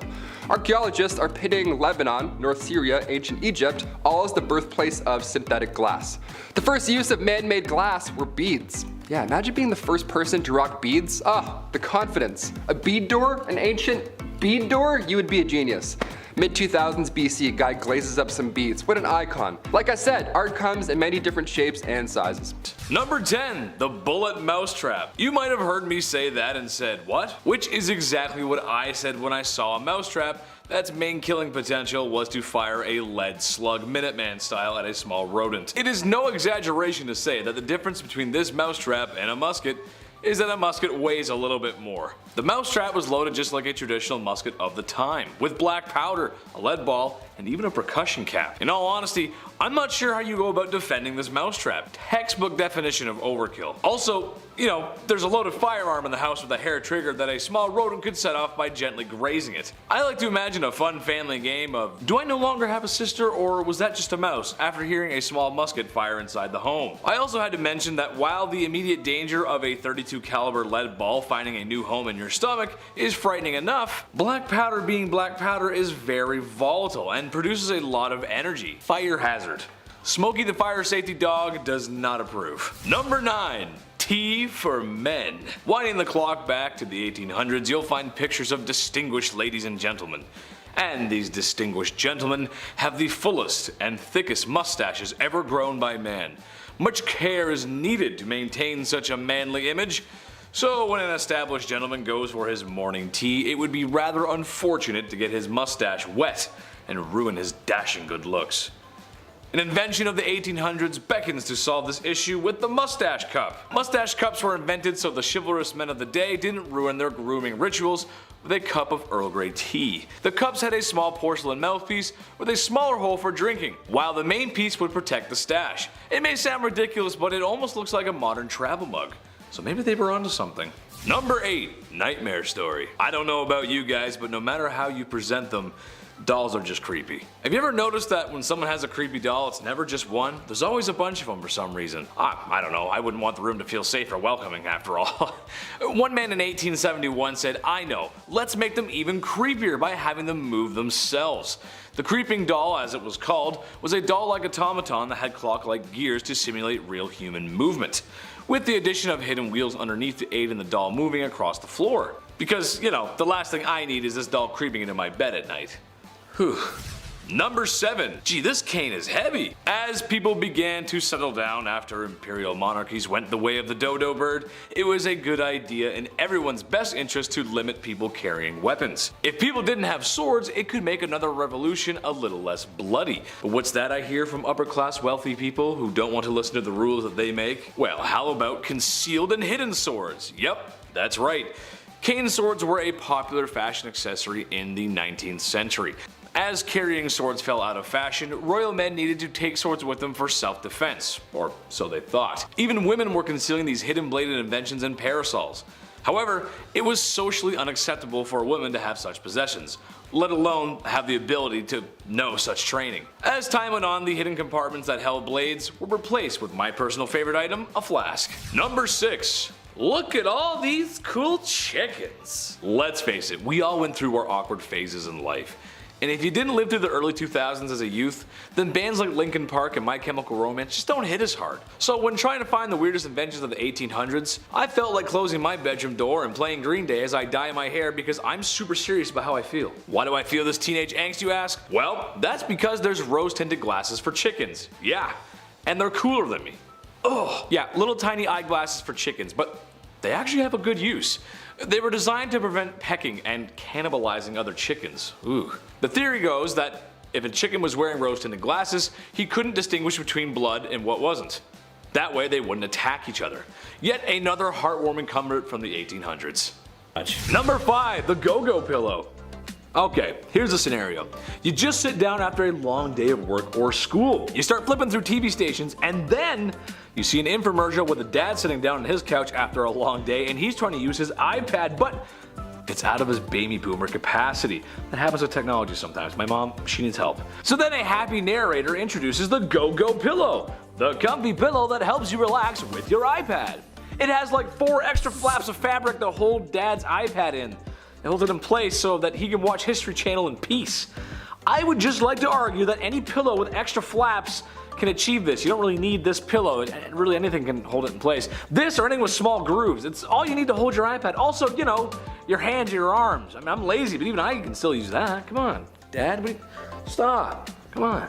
Number 4, Zoomies. The powered glasses that act like binoculars, perfect for bird watchers, hunters, concert goers that are stuck in the nosebleeds, grandma doing her needlework, or grandpa when he can't see the TV. Even though I swear old people can see, it's more of a hearing issue. Every old person I know, it's more, what did you say there, boy? A silly looking pair of glasses that promises enhanced vision, and in reality, well, they were just thick black glasses that not only looked ugly, but also according to user reviews, don't really work that well. And when the enhanced zoom feature is being used, the image is blurry, almost like as seen on TV products only work on TV and don't do what they say on the box at home. Number 3, the better marriage blanket. We've all been there. It's late at night, husband and wife are getting ready for bed. That's when the man of the house in all his handsomeness rolls over and lets one rip with a thunderous cheek clapping wind. Gross, dude. Not like I'd ever do that, right, Chris? Not only did he just ruin the feng shui of the nightly reading, but he also let the stench in the sheets. Ugh, gross. Well, not anymore. With the better marriage blanket that claims it's made with the military technology to help sift out a husband's, well, barbecue beer flatulence. As much as wives, girlfriends everywhere would be throwing money at a product like that, it doesn't really work that way. The truth of the matter is, some men, husbands, and fathers have superpowers, and no bedsheet ordered with a bad credit card is going to fix that. Number 2, ShamWow. Does this really need an introduction? In the late 2000s, you couldn't go anywhere without seeing Vince the ShamWow guy, earning fame as the orange rag that cleans up all messes at car and boat shows. Eventually, it earned a commercial that seemed to play non-stop, or at least from my memory it did. A towel that can seemingly clean up any mess, water, juice, cola, wine, and grab it right through the carpet with a simple pat. It's very simple, very beautiful. One for the house, one for the RV, and one for the boat, said middle class America. Too bad it wasn't enough to clean up the legal mess that Vince the ShamWow guy got himself into. Uh-oh, where's the OxyClean when you need it? And finally, in our number 1 spot, sauna pants. Lastly today, we have the sauna pants, the latest in weight loss technology that doesn't work. Oh, what? Your grandma probably had a belt sander version of this that would basically just strap around you and vibrate the person all over to lose weight. But despite all that vigorous shaking, she was still the same at bingo night. What? I know, right? Crazy. Well, the sauna pants boast the same thing. You sit back, relax, and let the sweat do the work. A ridiculous looking pair of pants that has to be plugged in. Sizes don't fit all, which is kind of silly. If people are trying to lose weight, you'd think there would be bigger sizes. Not that I want a pair or anything. And of course, it just doesn't work. Unless you were trying to make a very interesting stain in the couch, then that would work, absolutely. Number 10. The National Razor. What's a revolution without a little blood being spilt? Wouldn't really be a revolution, would it? France was having a hard time in the 1700s, so they needed a brand new way to get rid of pesky monarchs and anyone who isn't warming up to the revolutionary ideals. And what better way to keep people warm by cleaving their heads from their body? A man named Joseph Ignaz Guillotine suggested that there was a better method for unaliving those who needed to be unalived. A common misconception is that he invented the guillotine, but rather suggested its implementation, where his name would become synonymous with such a terrible device. Basically, you got a wood frame with a hole for your noggin and a large angled blade. Blade drops down from frame and removes the head of state from the governing body, which isn't just a clever joke, as that's what happened to the last king and queen of France. By the time of its invention and the end of its use all the way up into the 1970s, yes, that's right, it was used up until the 70s, thousands of people met their doom to the National Razor. Number 9. Party favors in the sky. When you think of air travel today, you think of lots of space for you and your fellow passengers, meals that are flavorful and affordable. Air travel in 2021 is a stress-free, very organized way to travel. But in the 1700s, these luxuries of the sky were non-existent, as there was no air travel. Any international travel was done by ship, which took months at a time and was not a pleasurable experience, opposite to what was described above. Two French brothers wanted to change this, or rather just get off the ground. The two French brothers, Montgolfier, developed and flew the first unmanned hot air balloon on September 19, 1783. This was shortly followed up with a manned flight by Jean-François Pilote de Rosier. This was a very strange invention at the time, as this was really the beginning of humans and flight. Number 8. Puckle needs his gat. Ever since black powder first made it to Europe and Europeans figured out you could make big gun that go boom, people have been trying to come up with better and faster ways to make gun go boom. In the 1700s, the biggest issue with muskets and cannons at the time was reloading, or getting multiple shots off. Loading black powder weapons isn't easy. I'd say ask a pirate, but you can't. Those kind of pirates are all gone now. So to fix the issue of the day, a man named James Puckle invented the very cleverly named Puckle gun. Basically, he just added more chambers of shot rotating around one barrel. Although his idea for the time was genius, in practice it wasn't very effective, as flintlock and black powder are really the main issue. Clumsy, lots of smoke, and does not want to work in less than fair weather conditions. Number 7. Cotton Eye Joe. Dear YouTube gods, I am sorry that history is full of not so cool things, but here at Bumblebee, I'm the queen bee, and I'm here to give the buzz to my sweet honeybees. So in the name of good morals, monetization, and not getting smited, I'm gonna talk about your least favorite S word. Back in the 1700s, America was chillin'. They just beat Britain in a war, which alone could be its own video. They were starting to build their own country, particularly in these southern colonies, using forced unpaid labor that you can't leave. Oh, and your boss can do heinous things to you because he owns you. Their economy was agricultural based and stayed that way for a long time. Tobacco being the number one crop at first, cotton was still grown but wasn't as popular due to the processing of cotton being a very labor intensive and difficult process. This was until Eli Whitney's cotton gin, invented in 1794. The cotton gin was a machine that quickly removed seeds and processed cotton, making cotton a very valuable crop since, you know, the people harvesting the cotton are YouTube's least favorite S word. It's a brutal unpaid workforce. Now that it was profitable, cotton boomed and the South became very wealthy. While not exactly the main reason, the South getting rich off Whitney's design and did somewhat create a divide between the southern states and the northern states, eventually leading to the Civil War. Also, apparently plantation owners didn't pay Eli for his machine and he went broke. Just trashy behavior all around, man, come on. Number 6. Yes, I'm a Russian submarine commander. I actually couldn't believe this one myself, but the submarine was invented in the 1700s. Having designs and plans started in the 1500s, the first real use of a submersible vessel wasn't until 1775, named the Turtle, an acorn-shaped vessel with a crew of just one. To me, it's just hard to think that in the same century we were beginning to master flight and sea travel. I also can't stop thinking that if there was a water ride that existed, it would be pretty cool if you went underwater in like a pod, like a submarine kind of thing. Just an idea for the mouse and the corporation. Of course, it wouldn't be years until after the Turtle that the submarine would see effective use. Or have a Scottish man play a Russian submarine commander in a really good movie. Russian submarine commander. Number 5, the spaghetti fork. Make sure you put my special spaghetti fork on the table.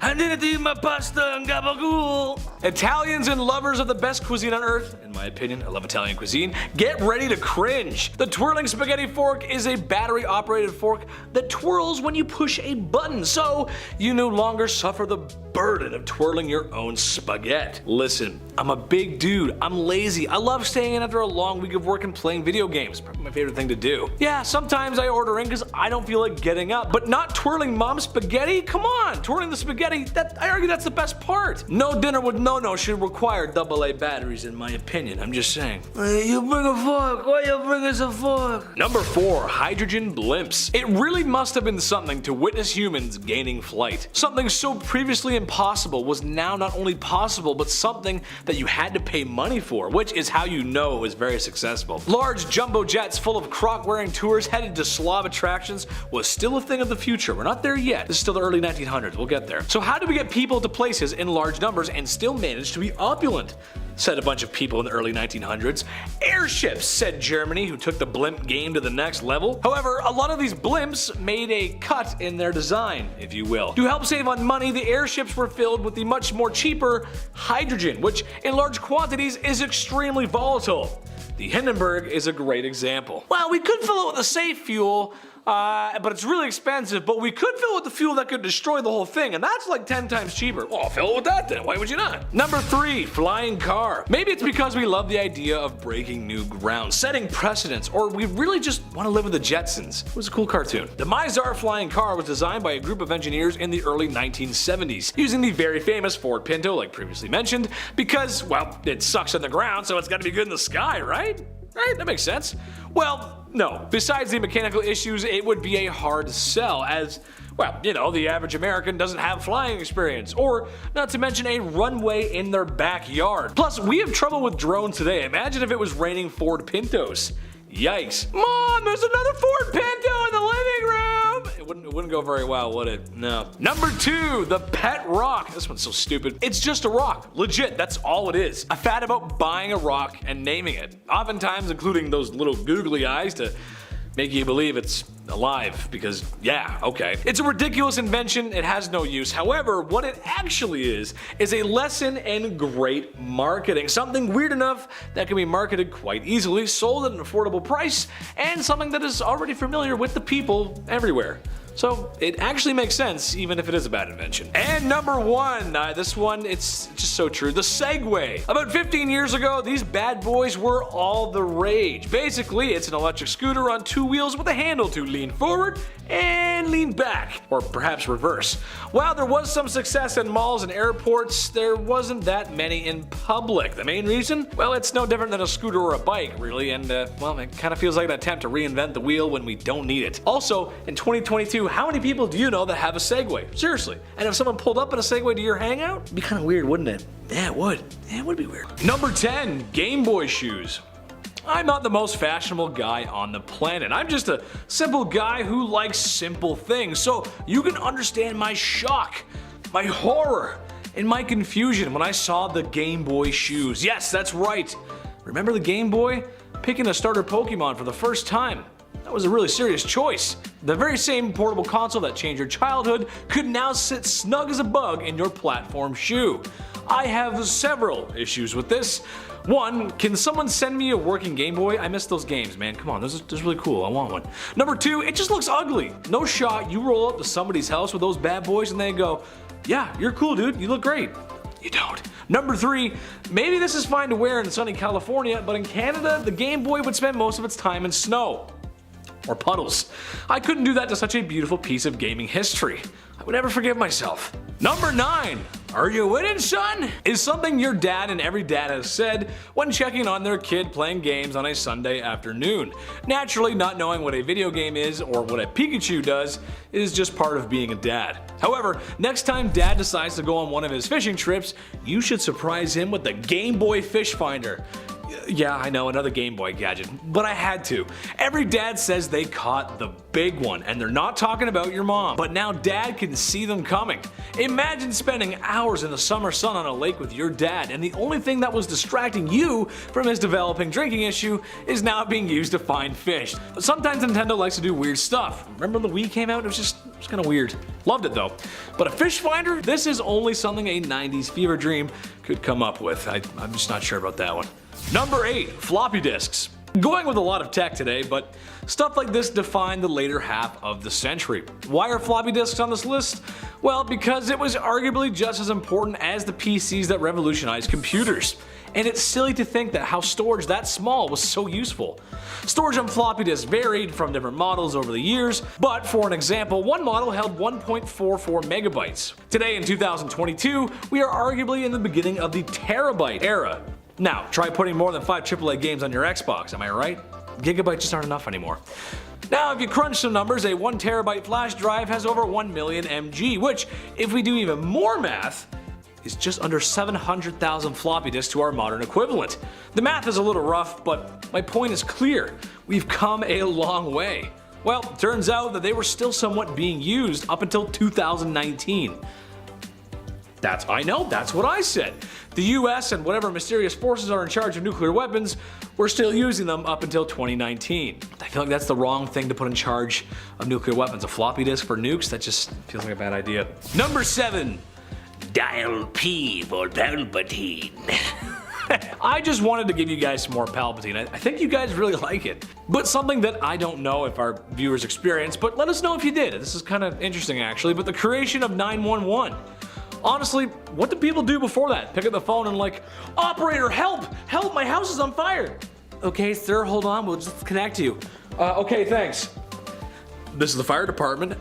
Help, help, my house is on fire! Well, thanks to the totally non-corrupt and fairly priced AT&T, a nationwide number was decided to be the best for dialing emergencies and not waiting for an operator or any other option like screaming for help. A senator made the first 911 call on February 16th, 1968, which sounds like a long time ago, and it is, but it also kinda isn't. I don't know, that's kinda weird. Number 6, I am the destroyer of worlds. I mean, this is kind of a big one, literally. It's the reason why there hasn't been a World War III since, or why there will never be a World War IV, because there would just be nothing left. What am I talking about, of course? Jello mold foods. Nah, I'm just kidding, I'm not talking about that. I'm talking about nuclear weapons with the capabilities to wipe out an entire city with the flip of a button. Part of the super secret Manhattan Project, the goal was to make a weapon so destructive that whoever was unfortunate enough to catch a case of the super weapon would surrender immediately. Japan would unfortunately be on the receiving side of this, and shortly thereafter surrendered World War II. Imagine though, the power to level an entire city in just a few seconds. It's something unthinkable just a few years before. Some might even call it an act of biblical proportions. And you wouldn't be that far off either. Number 5, Neanderthal spears and arrows. Okay, we'll get into the more important stuff, the things that stuck around. Sure. Perhaps one of the most vital inventions of all time, one we for sure still use today. Arrows and or spears, they were a necessity when it came to hunting back then. For people in the Stone Age, all they needed was wood, really. Then they'll just do the rest. So impressive. So what they would do is they would carve a leaf shape or a triangle at the tip of this wood, and they were used mainly by riders or barefoot hunters. But when it came to hunting, well, you don't want to get too close to your prey, or else, the wrong team would be claiming victory and eating the other for lunch. So their solution here was to throw these spears or make really tiny ones. Yeah, you can either javelin something really hard or hang back a bit and shoot some arrows into some animals' knees. The latter is a bit more safe. The oldest bows in history are from 9000 BC. They're the home guard bows, and they're found in Northern Europe all the way from the Mesolithic period. The oldest spears, however, they come from Germany about 400,000 years ago. They're actually the oldest wooden artifacts in history.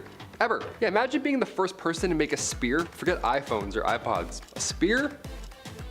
Humanity. Look at this. I made it. Number 4, penicillin. Also a pretty good invention, I'll admit. This one's pretty great. Sometimes miracles happen when nobody is looking. Alexander Fleming discovered penicillin back in 1928. But at the time, he was actually studying Staphylococcus bacteria that causes infections and boils. But right before Alexander left for a 2-week vacation, he left a petri dish with some of that Staphylococcus on the table, rather than stored away in an incubator like he should have. Now, during this time off, a penicillium mold spore just drifted in there through a window or the lab stairwell, some Horton here's a Who type commute, whatever, got in the room somehow, some way, and the temperature of the room and the lack of one Alexander Fleming allowed for the mold to settle, fight back, and prevent that bacteria from growing furthermore. He discovered when he got back this antibacterial substance was only produced by strains of penicillium. And now we're a little safer because of it, I'd say. Yeah, he did some good stuff. Number 3, earthquake machine. Nikola Tesla. The man, he knew a thing or two about electricity, and legend has it, he made a steam-powered machine that could cause small earthquakes. Yeah, you thought I was gonna say machine where it could sense them. No, he made one that could cause them. A little bit of a villain move, I'd say. Science. Also, I guess that's science too. Tesla's electromechanical oscillator, or earthquake machine as I call it. It's a little more cool. Legend has it he actually did cause a real earthquake back in 1898 in New York. That's an Avengers level threat right there. Can anyone stop this man? It's Nikola Tesla. Do we stop him? Do we let him go? I don't even know at this point. Tesla told this at his 79th birthday party, according to his biographer. And there's no science that supports these claims, but they're quite fun to share. Apparently, he had a machine that made you, out of your, in your pants. There was a machine that made you, and then you, and then you had to clean up some stuff. The vibrations on this machine was basically a massive taser, and it caused your muscles to clench up. So in other words, you had to change your pants if you use this one. He's a villain. This guy's a villain now that I'm saying this out loud. Number 2, Neanderthal flutes. Yes, music. Where did music come from, right? Music's been in the air for quite a long time, and Neanderthals enjoyed a flute every now and then, it seems. They weren't playing We Three Kings, but they were making music, or some sort of sounds, as early as 50,000 years ago. The first instrument known to man was most likely our vocal cords, but the second one were the flutes of Gist-and-Clouster Cave. They're the oldest musical instruments that have ever been discovered. They were made from bird bone and the ivory of a mammoth, so if that's any indication of how old they are, they made music out of mammoth ivory. Mammoth, the thing that's extinct, and I still can't even sing. Look at that. And finally, number 1, Neanderthal glass. Perhaps the most impressive. This has been on my mind for a while. Imagine making glass for the first time. You would have thought that you were a wizard. I watch glass blowing shows now, and I think that they're wizards. It looks like wizardry. It's crazy. The guy that blows the air into it, they gotta have the spotlight on him more. He's doing some crazy work back there. Glass that was naturally occurring, like obsidian for example, that was around and used during the Stone Age. But man-made glass was first used around 6,000 years ago. Archaeologists are pinning Lebanon, North Syria, ancient Egypt, all as the birthplace of synthetic glass. Now the first use of man-made glass were beads. How hilarious is that? Imagine being the first person to rock beads. Oh, the confidence. I'd put them right in front of my door and be like, don't come in. Okay, maybe. No. Mid-2000 BC, guy glazes up some beads like a wizard. What an icon. And now we have bead doors and bead necklaces. Now we have guys wearing shell necklaces too. A little different, but worth a mention. They're a little odd, those ones. Number 10, Nintendo 64 disk drive. For youths everywhere in the 90s, nothing really compared to the Nintendo 64. Sure, Sega was trying and Sony's brand new PlayStation was making waves in the video game market. And it had great games too, but pound for pound, the Nintendo 64 had it all. Amazing single player games and multiplayer that literally paved the way forward for other games of the future. I mean, just listen to these games. Mario 64, Ocarina of Time, Majora's Mask, Super Smash Bros., Star Wars Rogue Squadron, GoldenEye, Perfect Dark, Banjo-Kazooie, Mario Kart 64, Mario Party, WWF No Mercy. That one's one of my favorites, brother. I mean, that is just a few of the games to mention. It truly was an amazing console, and for the first try at 3D, very, very impressive. Well, how could it be on this list then if it was so great, Chetty, you're probably saying to yourself? Well, in case you didn't know, in the late 90s, well, it was changing times and CD-ROMs were all the rage. This is why in secret Nintendo was developing an attachment for the Nintendo 64 that would play disc games. However, after a troubled development and skeptical sales, it was only released in Japan, like a lot of good things. This was not one of them, where it sold poorly as only 9 games were ever made for it, making one of the most beloved consoles of all time. Well, it left it with an ugly blemish on its legacy. Number 9, Aquanotes. It sounds strange, but a lot of good ideas come from the shower. Maybe it's the isolation, maybe it's the smell of Irish Spring, or a hot shower on a cold winter's day. Oh, it's one of my favorites. But for some strange reason, a lot of people's best ideas come to you in the shower. Who would have thought? For me, it's jokes. As a comedian, I'm always thinking about stuff like that, and I swear I've come up with some real gems in the shower. It's too bad though that when I get out of the shower, I forget Too bad when I get out of the shower, I forgot. Oh man. Well, clearly I need the Aqua Notes, a waterproof notepad so I can write down my thoughts and thinks without my Blue's Clues notepad getting waterlogged. Sounds great, right? Okay, sure, I guess it's helpful, but if I was using someone's shower and they had a notepad in their shower, well, it would be strange. Hey, sorry whoever uses this next. Shave my back hair and clog the drain. Sorry, XOXO. It's just a weird invention. It's not good. Number 8, new Coca-Cola. To me, there's nothing better than sitting in the hot summer sun, slathered in sunscreen, in my Muskoka chair because I'm a Canadian, and beside me is an ice cold Coke. I love beer, but there's just something about it I love. Cheers, Coca-Cola fans. How are you doing? I'm doing great. Now, I like the original recipe the most. However, cherry and vanilla are great. I'm just a vanilla guy. During the 1980s, Coke made a bold decision and released a new Coke formula. It was a bold decade, so, had to make moves. In 1985, the new formula made it past testers, but when it reached the public, there was literal public outcry to bring back the old stuff. The good stuff.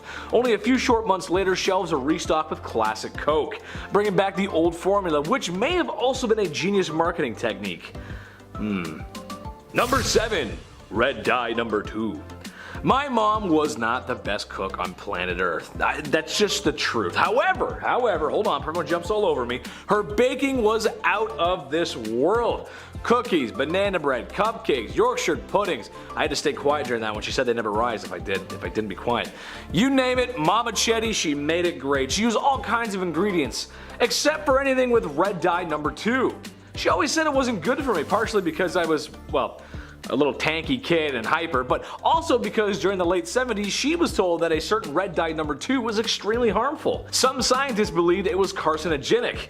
The red dye was in a lot of stuff, plus who can blame them with a mouth-watering name like red dye number 2? I want some just thinking about it. M&M's were so concerned with the rumor that they removed red from their palette of colors for a whole decade. Maybe mom was onto something. Number 6. Sega Genesis add-ons. While the Nintendo 64 disc drive was ridiculous, the Sega Genesis add-ons were 100% ludicrous and way worse in my opinion. Mainly with 2 key add-ons, the Sega CD, which saw more use than the Nintendo 64 disc drive, with such classics like Night Trap, which I'm not even sure what to classify that game as. It's a sleepover, and you got there's cameras, there's burglar. It's weird, I don't know. But besides that cult classic, there really isn't anything on there. There was also the 32X add-on that works with all your 16-bit Sega games, but also can enhance and has a select library of updated games for the 32X or 32-bit era. Sega was trying to keep the Genesis alive, and with those sales, you can't blame them. Sonic sells, baby. However, without a total support of these add-ons, lack of games, and being sold separately, it just wasn't as popular as, well, the regular Genesis or as Sega would hope it to be. Also, not to mention, each add-on had to be separately powered, so that's 3 AC adapters you gotta plug in just to play on the couch with friends. Too much, dude. Too much. Number 5. Hello there. Channeling our inner General Grievous, our number 5 spot belongs to the mono wheel. Originally designed in the 19th century, it wasn't until the 20th century they slapped a motor on one of these bad boys and did their best escape attempt from Utapau. Sorry, I'm a Star Wars guy. It just looks like the vehicle from the 3rd movie, I can't help myself.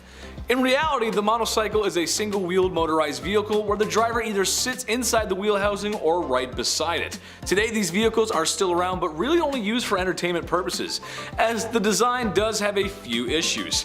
One wheel gives balance issues, there's a visibility issue since, well, you're usually sitting inside the wheel, and an issue called gerbling, which basically means if the driver brakes too hard, the inner ring will overcome its own gravity and the driver will do a full loop, similar to how a gerbil spins around on its wheel. Seeing that would make Monday morning traffic a lot more amusing though, I gotta say. Number 4. Deep breath, my equine friend. World War I was the war to end all wars, except for the 10 major wars that came after it. Noted for being the bloodiest and most destructive conflict at the time, it gave humanity a bunch of cool and exciting inventions, so long as they were not being used on you. One of the worst things to come out of the First World War was the extensive use of trench warfare and chemical weapons, or more specifically chlorine gas. Trench warfare was brutal, not only in its barbaric over-the-top charges into machine gun fire, but also in its living. Trenches had terrible living conditions, and were difficult to take from the enemy. Crossing no man's land was no joke. So, to eliminate the pesky enemies entrenched in their trenches, the very cruel chlorine gas was used, causing nausea, violent coughing, chest pain, and corneal burns. Just about everything you'd find on the back of normal medication, right? Gas masks helped when they were available, but unfortunately they were not the only living creatures on the battlefield. This is where our invention comes in. The very depressing invention of the horse gas mask. The idea is the same. Horses need protection too, and since World War I was still a war powered by horses, it was more common than you might think, and a lot of our equine friends perished alongside us. Number 3. Wilson! Some of you may have been cool enough back in 1975 to own a pet rock. Some of you may have not. Looking back, it doesn't really make any sense. Sure, everyone needs something to keep them company. Tom Hanks would have never gotten off the island he was stranded on if it wasn't for Wilson. Imagine a world without Tom Hanks. I, for one, would not want to live in such a world. All jokes aside, the pet rock was a genius marketing campaign, very similar to the fidget spinner of recent years. It's proof that if you can get a fad trade rolling, you can sell anything. Now who wants some of my bathwater? Number 2. Chef's Kiss. Okay, it's 1958. Times are good. Cars have cool fins on them. Elvis is on the radio, and most of my post-traumatic stress disorder has cleared up since the war was over. It's all great. Ah, yes, life is good. I can't wait to enjoy some modern cuisine. Well, let's see what's on the menu. I'll have to start with the frozen cheese salad. I'll have ham and banana hollandaise. And for dessert, I'll have the lime jello tuna pie. If that doesn't sound appetizing, I don't know what does. For some reason, halfway through the century, people just lost their taste buds. They were coming up with all kinds of disgusting foods. A lot of them are in loaf form for some strange reason. I think the grossest item that you can come across is a little invention called hongar. Sounds like somebody from Skyrim, but nay, good sir. Hongar is a mixture of honey and apple cider vinegar. It was thought to provide great health benefits. The only thing that would give me is a spot in front of the toilet refunding my breakfast. Number 1. Krümellauf. Germany was having a really hard time in World War II. United States, Canada, Britain, Australia, France, and Russia too. Were all coming to give the mustache man a piece of their mind. Heavily outnumbered, it was time for a miracle. Time to see what top German scientists had up their sleeve. We have a rifle that can shoot around the corners. Isn't it wunderbar? Yeah, this thing is real. A curved barrel called a Krümellauf, used for shooting around tight spaces like corners and out of tank hatches. During the waning years of the war, Germany was coming up with all kinds of crazy inventions to turn the tide. But a rifle that can shoot around corners probably isn't the answer. As mentioned above, the world was coming, and they needed a lot more than a fancy pants rifle to stop the Allies. History tells us that this invention did not work, as Mustache Man is no more. Number 10. The Smell-O-Vision. Oh, this is bad. We've come a long way since the dawn of filmmaking. Imagine all of your movies costing 5 cents and all in black and white with no sound. Ooh, what a time to be alive. Today, obviously, we have color, sound, virtual reality, and those moving boxes of the movies, which honestly I'm not crazy about. They shake too much. I'm not a big fan. Same with the 3D. Those glasses that we used to wear, we don't really do the 3D anymore. It was bad. Anyway, some people think that's not enough. Some people want more. Enter the Smell-O-Vision, created by a man named Hans Lube. I mean, that's just that just writes itself, doesn't it? The idea is that while you are watching a movie, you can smell the smells on screen. A field of grass, a car chase with burning rubber, a breakfast scene. My issue is what happens if I leave the Smell-O-Vision on and I fall asleep on the couch and reruns of Dirty Jobs comes on? Ooh, yucky. Or better yet, you guys have a Smell-O-Vision and you're watching my bloopers. Uh-oh, stinky. That wouldn't be very good, would it? Number 9, the Virtual Boy. This one's just crazy. I doubt many people would remember this, and in Nintendo's defense, they usually know what they're doing. Well, most of the time.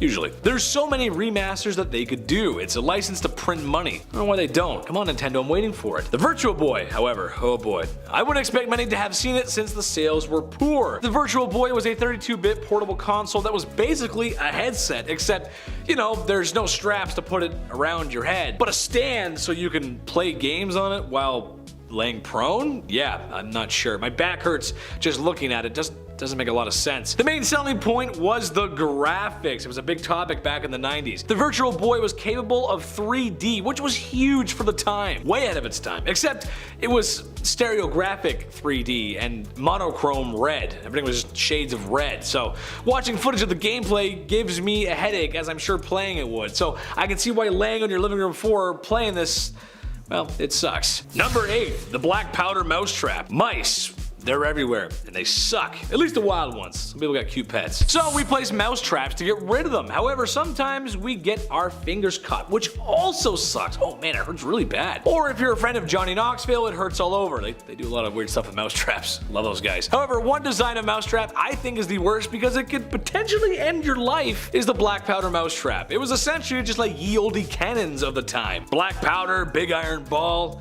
except just on a much tinier scale. And in the house, because you know, having a cannon go off in the house is a great idea. Sure, let's just have that. That makes a lot of sense, yeah. Number 7, the baby cage. Living in large cities can be difficult. Toronto being the 3rd largest in North America, well, I can relate. It's crazy we're that big. Things get busy even in the suburbs here. There's a hustle and a bustle that small cities and towns just don't get. Now, back in the early 20th century, this was still the case, except there wasn't the same emphasis on park life, biking, and enjoying what fresh air actually is in the city like there is in modern cities today. We've done better since then. And there's nothing more important than fresh air for babies, so that's why in the 1920s the baby cage was invented. Basically, it was a wire cage that hangs out of your 5th floor apartment window, like that massive AC unit that hasn't worked properly since McDonald's ran out of Szechuan sauce. Obviously, I don't need to tell you why this is a bad idea, and not too long after, it was outlawed. It's just don't, that's high up, it could drop, yeah, no, bad idea, not a good idea. Number 6, this one's for the older crowd, the Ford Pinto. Remember those bad boys? I never had the pleasure of being in one or owning one myself, but I swear to God, every time my family got together, the men would sit around and talk about cars that they own. It's kind of a man thing to do, I guess, even though they all had the same conversation the last time, which is just like only a couple months ago. And one model that always comes up is the Ford Pinto. Today cars get recalled all the time, but in the age of affordable family vehicles and quality, the Ford Pinto stood out, especially because there was a chance the Pinto could burst into flames, which is arguably the worst thing a car could do. Besides not work. I'd argue not working is better than bursting into flames. A few other major issues really set back what I think is a very sleek and appealing vehicle to both mom and dad and the family. Number 5, flutes. We love a solid flutist. They're flutists, right? Flutist? Dude, I've always wanted to play the flute. Pied Piper, that guy is daring, that guy's wild. He runs around town and plays the jazz flute all day long in tights. Of course I want to be like that. Mostly, he's got some flaws. But who was the first person to bust out We Three Kings? Who do we have to blame for all those horrible recorder classes in elementary school? Always the one kid next to you, you're like, drain the spit, it's not on properly. Use that pinky, cover your thing up. The first instrument known to man was most likely our vocal cords, but the second instrument were the flutes of Glyphs Coastal Cave. They're the oldest musical instruments that have ever been discovered. They were made from bird bone and the ivory of a mammoth. Yeah, so that's an indication how old they are. They made music out of mammoth ivory. That's old. Brass? Like, no, we haven't found that yet. Number 4, paintings. Yeah, why not? Let's include art into this mix. Who was the first person to create art? The Lascaux Caves have been dubbed the prehistoric Sistine Chapel. These cave paintings are from 17,000 years ago and they're beautiful. But if you're thinking about sneaking down there to write Jordan was here, well, you better think again. The cave was opened originally in 1948, but due to carbon dioxide levels and sweat from visitors and just people breathing and being around, it was closed in 1963. You can't be breathing on our prehistoric paintings. Get your morning dad breath out of here, sir. We don't want that. Look how beautiful it is. It's really nice. Learning about our history is challenging, but it's slowly fading away. We're breathing on it all day long. But these caves in France are not home to the oldest paintings in the world, believe it or not. Altamira Cave in Spain houses cave paintings from 35,000 years ago. The paintings were in such great condition that at first scientists doubted that they were the real deal from that long ago. But in 1902 they were marked as the real deal. These ochre and charcoal images are the most well preserved on the planet. Meanwhile, I'm over here still drawing the sun in the corner of my page. Number 3, blades. Around 80,000 years ago, the first ever 5 o'clock shadow appeared. And it wasn't my family, we don't have those. An upper Paleolithic stone tool tradition came from Neanderthals and also the first modern human. It's a big deal. This method here was to shave up your face so you're not, eating your own mustache for dinner, and it was entirely new to the game. During this process, Neanderthals would often break off these sharp flakes from the core of a large stone and then use those chips as blades. Horrible, just imagining that. The Aurignacian culture, appropriately named after the French village of Aurignac, where Neanderthal remains were found back in 1860, this culture is the first modern human in Europe. Looking back to around 100,000 years ago, we had to use seashells. And when I say seashells to get rid of hair, I don't mean they would, glide across the skin or anything like that. They would use two shells, then use them together as tweezers. Yeah, one by one. Seashells, can you imagine? That's horrible. Can you hear that? That's the sound of our ancestors plucking their unibrow. Sounds painful, right? Ah, yes, it was. Sharpened clamshells were later used in the 19th century because we realized that they're flat enough we could probably just swipe off the hair. It saved a lot of time. Still horrible, but we saved a lot of time. We figured it out. Number 2, the wheel. One of the greatest inventions of all time, and now all we want is hover cars. How disrespectful, we just got this thing. The wheel, the idea of the wheel is unlike any other. See, most inventors are inspired by nature. Planes, submarines, bullet trains, all has something to do with nature, bird beaks, flying, underwater, all that crap. Nothing in nature resembles a wheel at all. The closest thing really are tumbleweeds and dung beetles. My favorite thing to mention on this channel. The poop rollers. Potter wheels were found from Mesopotamia around 5,500 years ago. Now it's hard to pinpoint who used the wheel first and where, given the fact that it was that long ago, but the front runners so far, aside from Mesopotamia, are the Tripoli people of modern Ukraine, because the word wheel literally is derived from their language, but the wheelbarrow may have appeared in ancient Greece around 600 BCE. They say you can't reinvent the wheel, but I feel like you can. At least this early in time, I feel like we did. Number 1, fire. Of course. Next to the wheel, this one was, it's pretty important, I'd say. When was fire first used in history? Well, a study done in 2011 was published in the Proceedings of National Academy of Science, and it showed that Neanderthals were firebenders. Not really, no. They were just, after carefully examining over 140 fireplace sites in Europe, the University of Colorado Boulder found some stone artifacts and charcoal dating back to 400,000 years ago. Now, of course, these fireplaces were used to cook meals, but at the same time, tools were created during this process. Melting things and moving them around, kind of like glass blowing, heat makes things come to life. Neanderthals would use something called pitch. Pitch was made by burning the bark of birch trees. It allowed them to attach stones to wooden shafts, which is a pretty big deal when it came to hammers and tools. Inventing glue is one thing, but doing it while you're working the barbecue? Whose dad was that? That's impressive. That's so impressive. Guys making tools while making lunch.